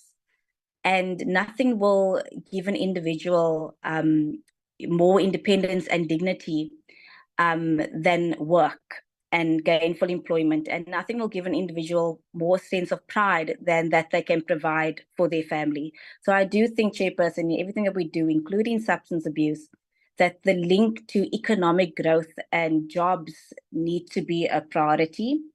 And just finally, Chairperson, I read once, and I think I commented it once in a speech in the previous term, in that you'll find that TIC or drugs, probably TIC, would be cheaper to give a child so that they can forget about the pain of hunger than it is to feed that child. And that is another crisis, Chairperson, that, you know, South Africa is facing, one of poverty, one of malnutrition, one of where children is, you know, eating sand and wildflowers to keep the hunger at bay. And when you have mothers saying that it is cheaper to give my child TICs so that he forgets that he's hungry than to feed him, is another crisis that I don't think, you know, we can place at the feet of the NPOs in the social, in the substance abuse sector. So once again, Chairperson, thank you to the presentation, and that we do in fact have our work cut out for us as this Portfolio Committee on Social Development. Thank you, Honourable Abrams, for those comments and questions.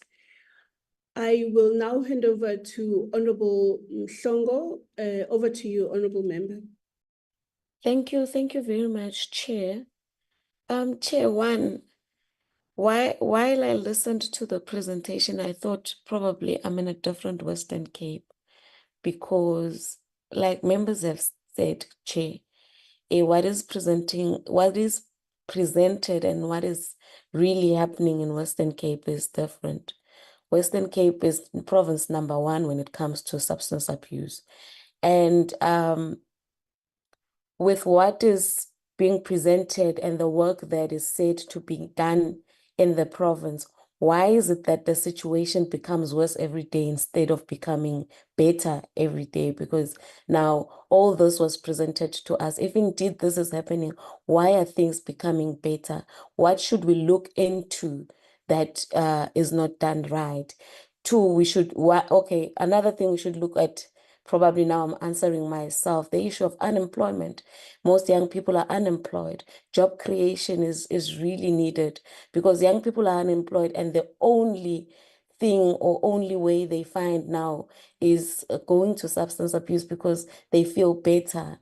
Remember, Chair, we speak of mental health here, we speak of depression, we speak of a lot of things that lead these young people to these things. It's not like they want to go there, but the situations they find themselves in lead them to that. So with everything that is being said, with all the programs and everything, why is the situation continuing to be worse? Are there any outreach programs that goes to the society with all the programs that are presented here, with everything? Are there any outreach programs? Are there any public consultations? Are there any public engagements so that society knows that there are these institutions that are trying to help us get out of the situations that we are in. What is being done to reach out to the community? Do they know that there are these organizations that are out there that are willing to help them? And SAPS Chair,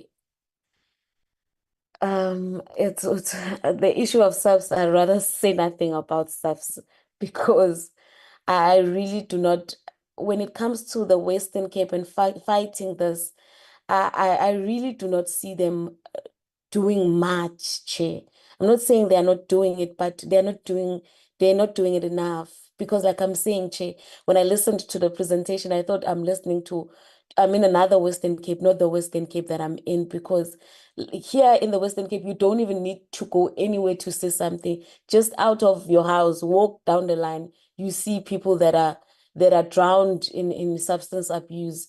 You see people that are suffering. You see people that are living in conditions that are not fine conditions. So it's a lot, Chair, but though the work is being done. I'm not saying the work is not being done, but I don't think it is enough, Chair. Also, the report emphasizes the importance of evidence-based prevention programs, yet there seems to be a gap in universal application. How can the province ensure that these programs are standardized and accessible in rural and underserved areas or communities? Thanks, Chair. Thank you so much, Honorable Hlongo, for your questions and comments. I've been listening to what seems to be a gap that was taken from my listening. Actually, it was taken care of during the presentations. Both presentations, I remember very clearly when Honorable James, for example, was saying the picture on the presentation and the picture on the ground are two different pictures. And this goes for, in my mind, it goes for a whole lot of things. And I believe the presentation that happened earlier and Ms. Pepper's presentation also are saying exactly where the data comes from, which then means that it's like the other things that we are dealing with, social ills that we are dealing with, where they are saying, Bridget, these are, or honorable members, these are the reported incidents, and we do not have access to what has not been reported. And so for me, it must be discouraging for the organizations like SANCA, organizations like the Western Cape Provincial Substance Abuse to do so much work every day, every hour, and still be confronted with the truth that says we don't see the difference on the ground. And that is a question. That one statement is saying to us as honorable members of this portfolio committee, what can we do as a part of the whole of society? What can we do in the space where we are, in the legislative space, in the oversight space, in whatever space, even as activists, because we are first activists before we are members of parliament and members of particular portfolio committees.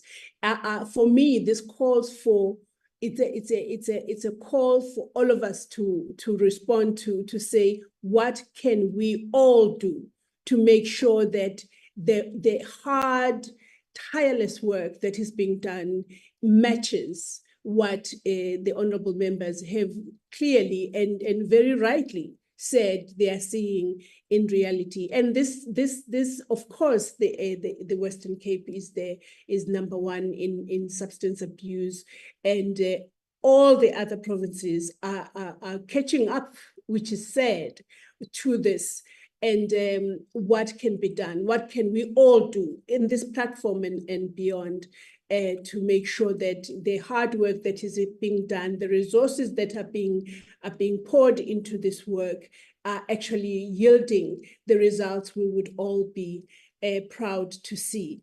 Taking into account the budget cuts, taking into account the cutting of money that must go to budgets that must go to NPOs that are doing this great work. We need to come up, all of us, with a solution to this challenge. But I will hand over to you, Ms. Pepper, and whomever else that you have on the platform that will assist you in answering the questions or responding to comments that have been made so that you can make your inputs. Thank you so much. Thank you so much, Madam Chair. And I really would like to concur as well with Madam Chair that it is really the whole of society approach. And I think coming from a clinical background myself, we are used to working with people, with stakeholders, we're holding hands, and this is why we lobby so hard, because we need to hold hands. We cannot do this alone. And yes, whatever the members are seeing on the ground, that's the reality. I think both Audrey and I said in our beginning of our presentations that the drug use, people use drugs or the substance use disorder has globally increased in the 10-year period by 45%, meaning South Africa, and not just the Western Cape, is on that level where people are using substances. Why? Because of crime, because of lack of protective factors, like the honorable members see on the ground. We work with these communities daily. We see this daily, and it's like Honorable Madam Chair said, it is disheartening at times when you do so much work, you know what the efforts are being made from our NGOs, our funded partners, and then as you can see, those thousands of people that you see on the presentation, those are people that went into treatment and then either recovery or we've prevented them from becoming substance use. So I don't think it's fair to say that, oh no, it's nothing, like, there is no impact. I think you need to look at each of that number, which is about 12,000 odd. Those are individuals. Those are people's lives that were affected and impacted. Now, we as a demand reduction, colleagues, we cannot say, we don't have any power in terms of what SAPS is doing in terms of supply reduction. That we work coordinating like a coordinating body, where if we don't get information, I cannot report. So therefore, it really is holding hands, partnership development, and stakeholder engagement. And I think that is really what I've learned over the years in my portfolio, that, having a developmental approach is really key to a sustainable partnership, whichever that may be, the municipalities, their stakeholders. And I'd like to just also highlight that, I was based in the MEC's office of Shana Fernandez before. So I was reporting on the 2019-2024 where I was. But it in no way impacted on how we report, how we do our groundwork, how they report to us. Because remember, municipalities are autonomous. They don't need to send me anything. I literally go into the municipalities asking so that we can partner up. And then they go through the IDP. They draw up the action plan. Like next week, I'm going to Hessequa, Riversdale. I've done all the processes with them up until this point. Now we're going to do the action plan pertaining to their municipality. They've lost still by as an organization to deliver community-based treatment. And therefore, now what is our action plan going to look like? Because we've lost a community-based treatment program. Now we will focus on prevention and recovery. But what I'm saying is that we had to get the buy-in from the mayor first. The mayor appoints the officials within their municipality to drive it either through rural development, social development, or community development. Then from that units, they then drive the local drug action committees, which include the GBV ambassador programs, like in Swartland, that's now established at Swellendam has also established the GBV Ambassador Program. And unfortunately, I cannot say what the 2 centers are now currently, but I can definitely ask my colleagues that are driving the GBV program within our directorate, they can provide the honorable members with these data, with the amount of 2 centers. It could be in my slides, but again, I just like to highlight that in that period of 2019-24, I was in the MEC's office because she saw it as a priority. But also the Act also says that the MEC of every province, DSD, MEC of DSD in every province has to establish a provincial substance abuse forum. It's in the Act. So coming back to that, I'm now based in the head of department's office. And with that, I would like to hand over to my colleague, Ms. Sonika Winvogel, to just give you the brief summary in terms of how the NGOs apply for funding, because remember, honorable members, if an NPO doesn't come forward to apply for funding, that service can never be then initiated, because this is why we work with the LDACs and the municipalities, because we need to identify the challenges. Then the LDAC says, listen, the municipalities, that is, we need more prevention, for example. Therefore, they develop the action plan around prevention, and therefore uses certain, have the action plan with interventions of raising awareness but again, it's specifically municipal per municipal. So when the NGOs, like I said before in my presentation, Theewaterskloof, the bowl example, where one of our funded or NPOs then requested for expansion of services at the substance abuse program as a registered substance abuse organization. Already we give funding to them in Bull area, in Worcester area, but they expanded their services. So what I'm saying is when NPOs request for funding, they need to go through call for proposals. And unfortunately, that happens every 3 years. And due to budget cuts, I think I'm going to hand over to my colleague, Ms. Sonika Winvogel. If you are in the room, Sonika, please just, can you provide the honorable members with just understanding of how the program does the funding, the registration, and the MNE to determine what we are doing on the ground. Thank you. Good afternoon, Chantal. Thank you for the opportunity. Madam Chair, thank you. Good afternoon, members as well. Just on some feedback or information on the questions or background. So as Chantal mentioned, we work on a 3-year funding cycle. Prior to the first onset of the funding cycle, we do call for proposals, and then organizations can apply for funding. What we also found is that most of our organizations that apply for funding are unregistered facilities. And one of the criteria are that organizations has to be registered to provide substance abuse services. And therefore, we then inform organizations accordingly that they should be registered to provide these services. Then also to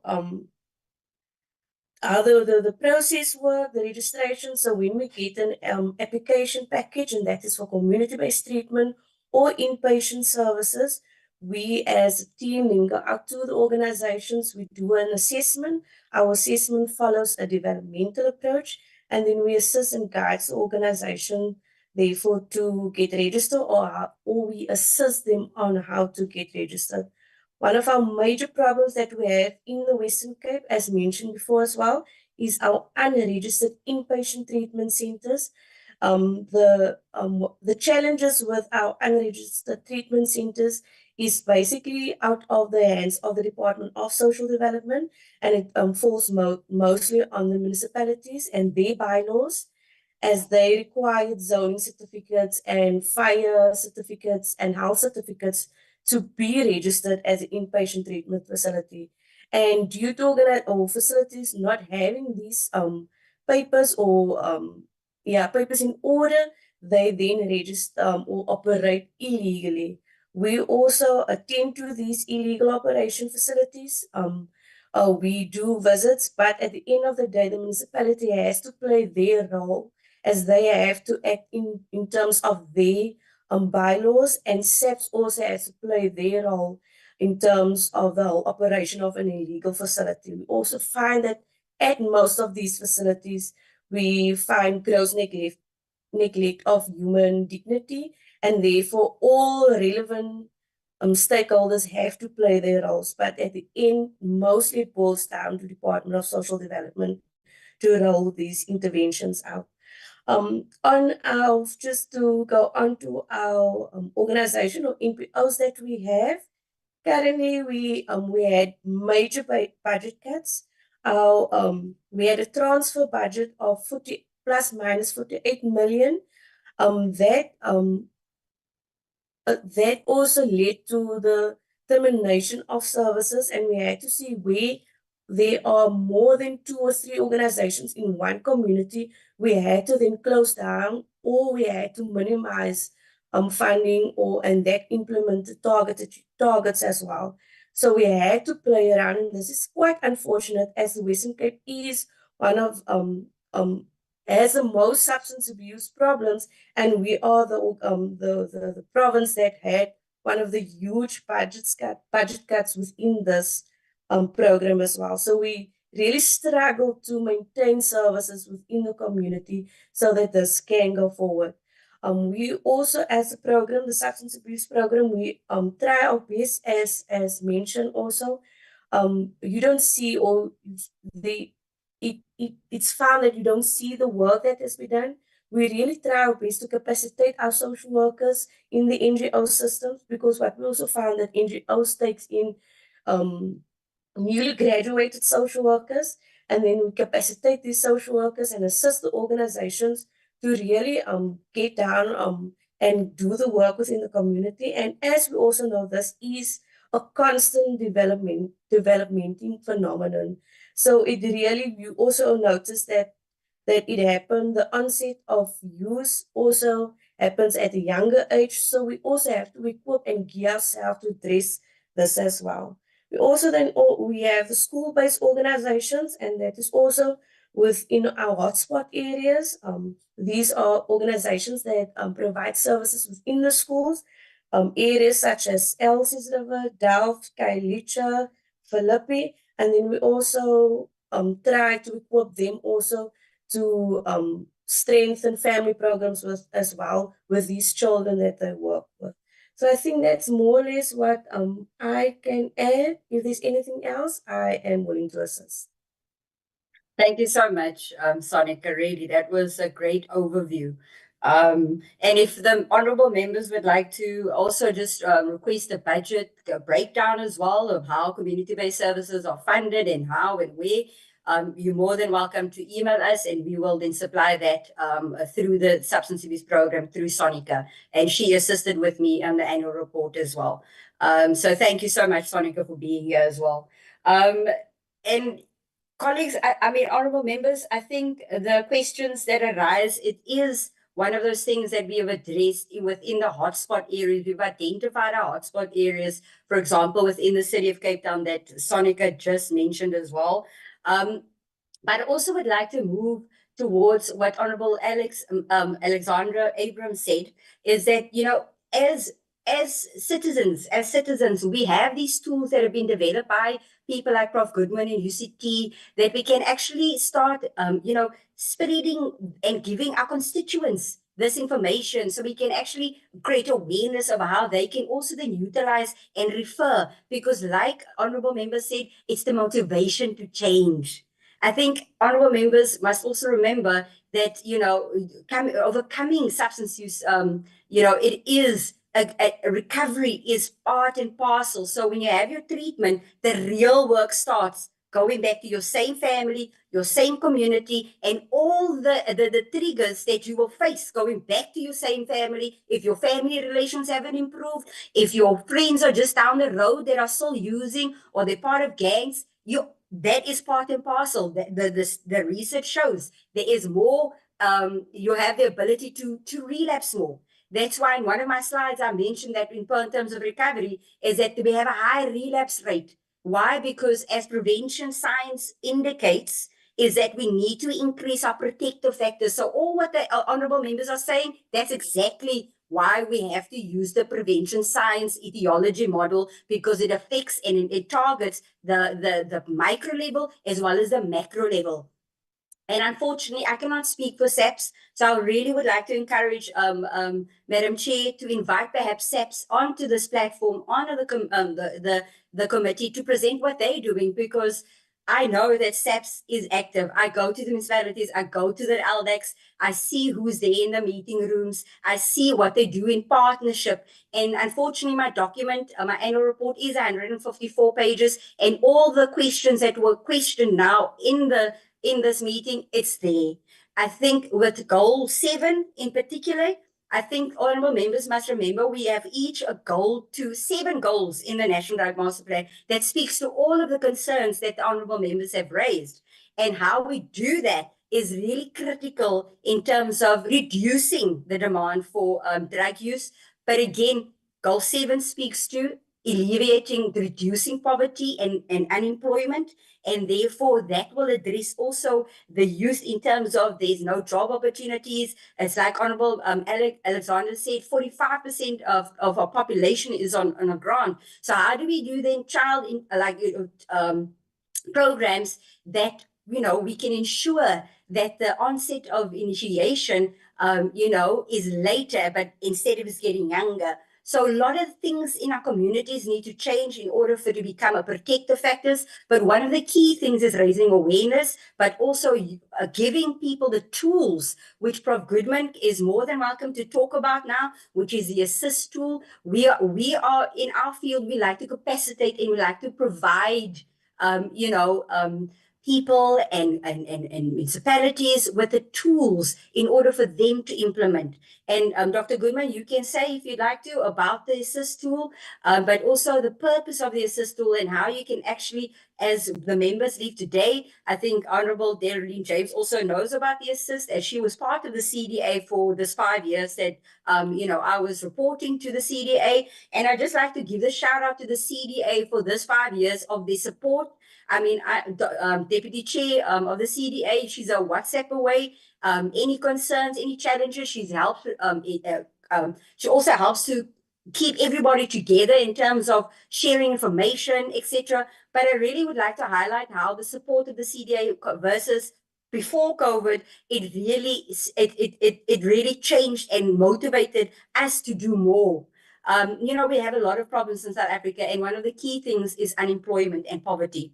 And these are the key root causes, like Adri mentioned, is that if we don't address that, we will definitely see an increase of substance use, no matter how many programs and are in place. So supply reduction is key. And unfortunately, I cannot speak on SAP's behalf or the law enforcement.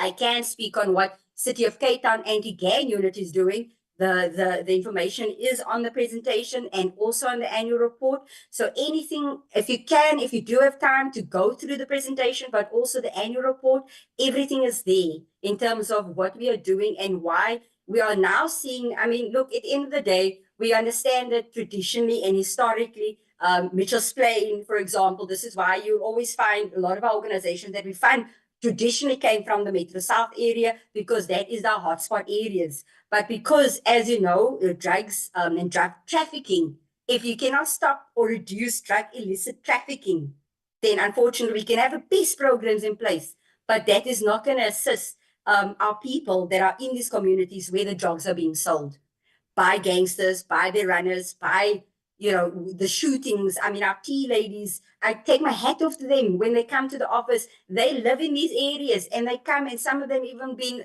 held up, but they still come and they still say that, you know what, at the end of the day, they understand that it is the problem that is there. They need to address it in terms of SAPS, in terms of law enforcement. And I think our Western Cape government safety plan with LEAP officers, boots on the ground, visibility, all of that, neighborhood watches, community police forums, all of them sit on my LDACs. if you look at the list of Swartland LDAC, for example, you'll see how many different role players sit on that LDAC in order to understand and implement whatever it is, like the K9 unit example that I gave was Swartland Municipality, Mossel Bay Municipality, and Overstrand Municipality. They are making impact in terms of reduction of supply.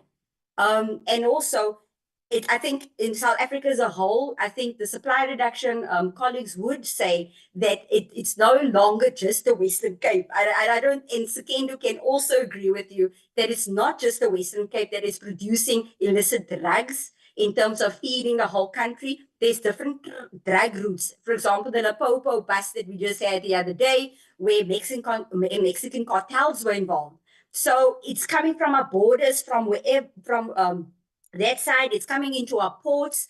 And again, all I can say is that we've put these things in place and it will take time to have an impact, but we also need the buy-in and the community at community level. And it's a very difficult topic to discuss now in terms of organized crime, gangsterism, and supply reduction, because I think a lot of the questions stemming from that.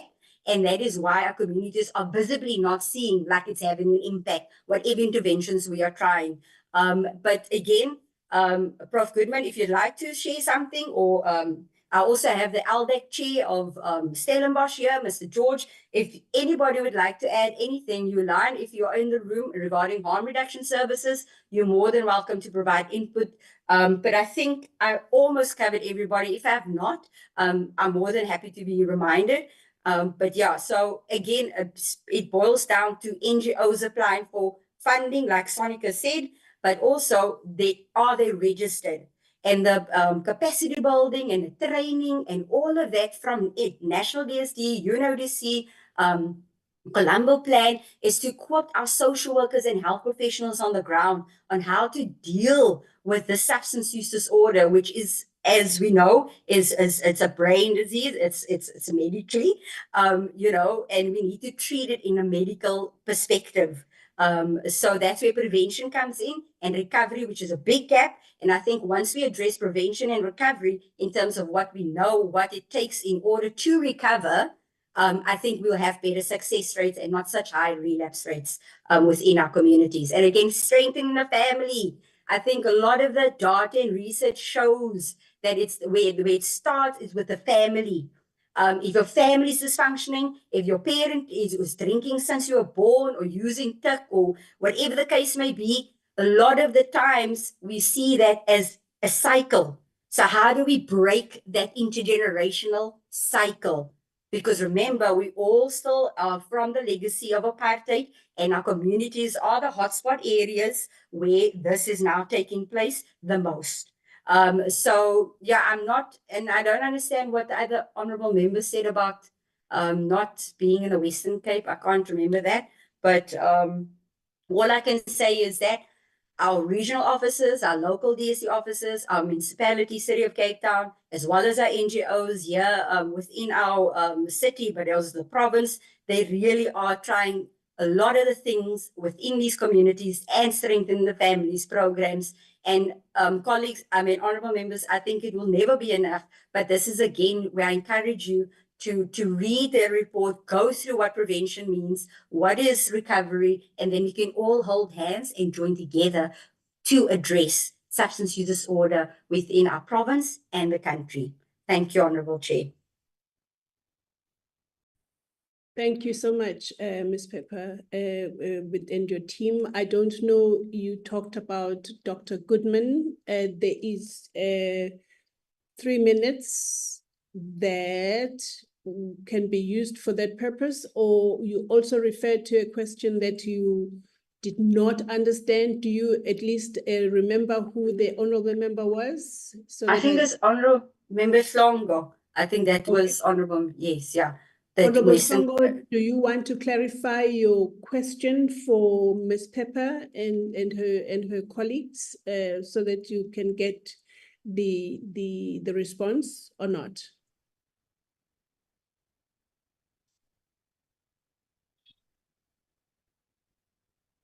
Honorable Hlongo? Okay. It looks like Honorable Munyai wants to come in, whether it's a new question, all we have is 2 minutes. Oh, thank you, Chair. If you permit, the Central Drug Authority came up, confirmed that they have the drug master plan. Is they coherent to what the Western Cape is doing with that CDA is doing, or is it two separate issues? Thank you. Okay, thank you, Honorable. No, it is the same National Drug Master Plan. We are implementers of the National Drug Master Plan. So we work closely with the CDA. I report to the CDA directly. Of course, I have to get the signing off of my HOD and MEC, but the Central Drug Authority, I think, you know, Ms. Geraldine James will know and can also advise the colleague of the honorable members because she's been part and parcel of the CDA from 2019. We literally report on the National Drug Master Plan and how we align our IDP, our interventions is according to the National Drug Master Plan. And that's why I highlighted all the 7 goals, because it's the CDA's responsibility to write the National Drug Master Plan as well as implement it and have an oversight role within that implementation. Again, like I said, this is why the National Drug Master Plan is critical because it does show and support evidence-based programs, interventions, harm reduction, as well as working with universities, institutions.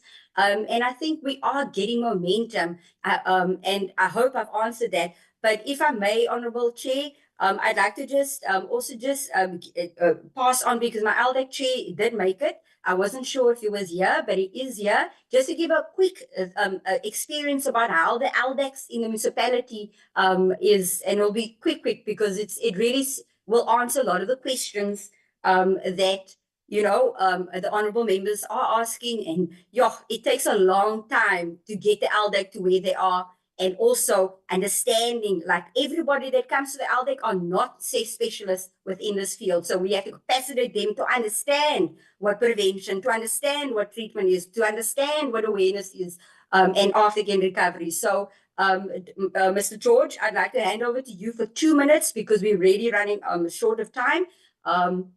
So please, can you just give a quick synopsis as to the start of the LDAC, how the process went, and where you are now? Just a quick brief say there.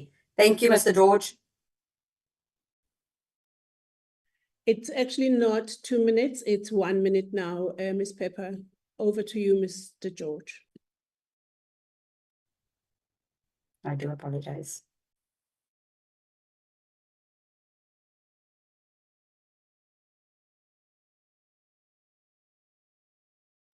Well, I'm so sorry. I think he was kicked out, but let me just see if he re-entered. Otherwise, Prof. Goodman, if you'd like to say something. Also, just to wrap up of how important it is for the assist tool and how the National DSD actually launched it last year and your partners, etc. Thank you. Thank you, Ms. Pepper. Thank you, honorable members. I'll be super brief. I know there isn't any time. The vision really for the assist is to help with a passive risk map. All of the work we've heard presented today speaks about treatment demand data, speaks about seizures data, and we know the challenges that are coming up in the media. But what we don't know is at the community level, which substances are people starting to use at risky levels? At the clinic in U-section Mlazi, are we starting to see more cannabis or more alcohol? At the clinic in the Northern Cape, are we seeing more methamphetamine? So that's what we need. And we're proposing that the assist tool, which we developed with the support of National DSD and the Central Drug Authority, is one tool to help us do that. And the substance resource directory, treatment resource directory, is then linked to that to say, when we see that communities are starting to have specific challenges with certain substances, what are the resources in that space to help them deal with those challenges? So I hope that you'll be able to engage with the tools and see in what ways they can be of use. And I wish the team here well in their deliberations. Thank you for the time.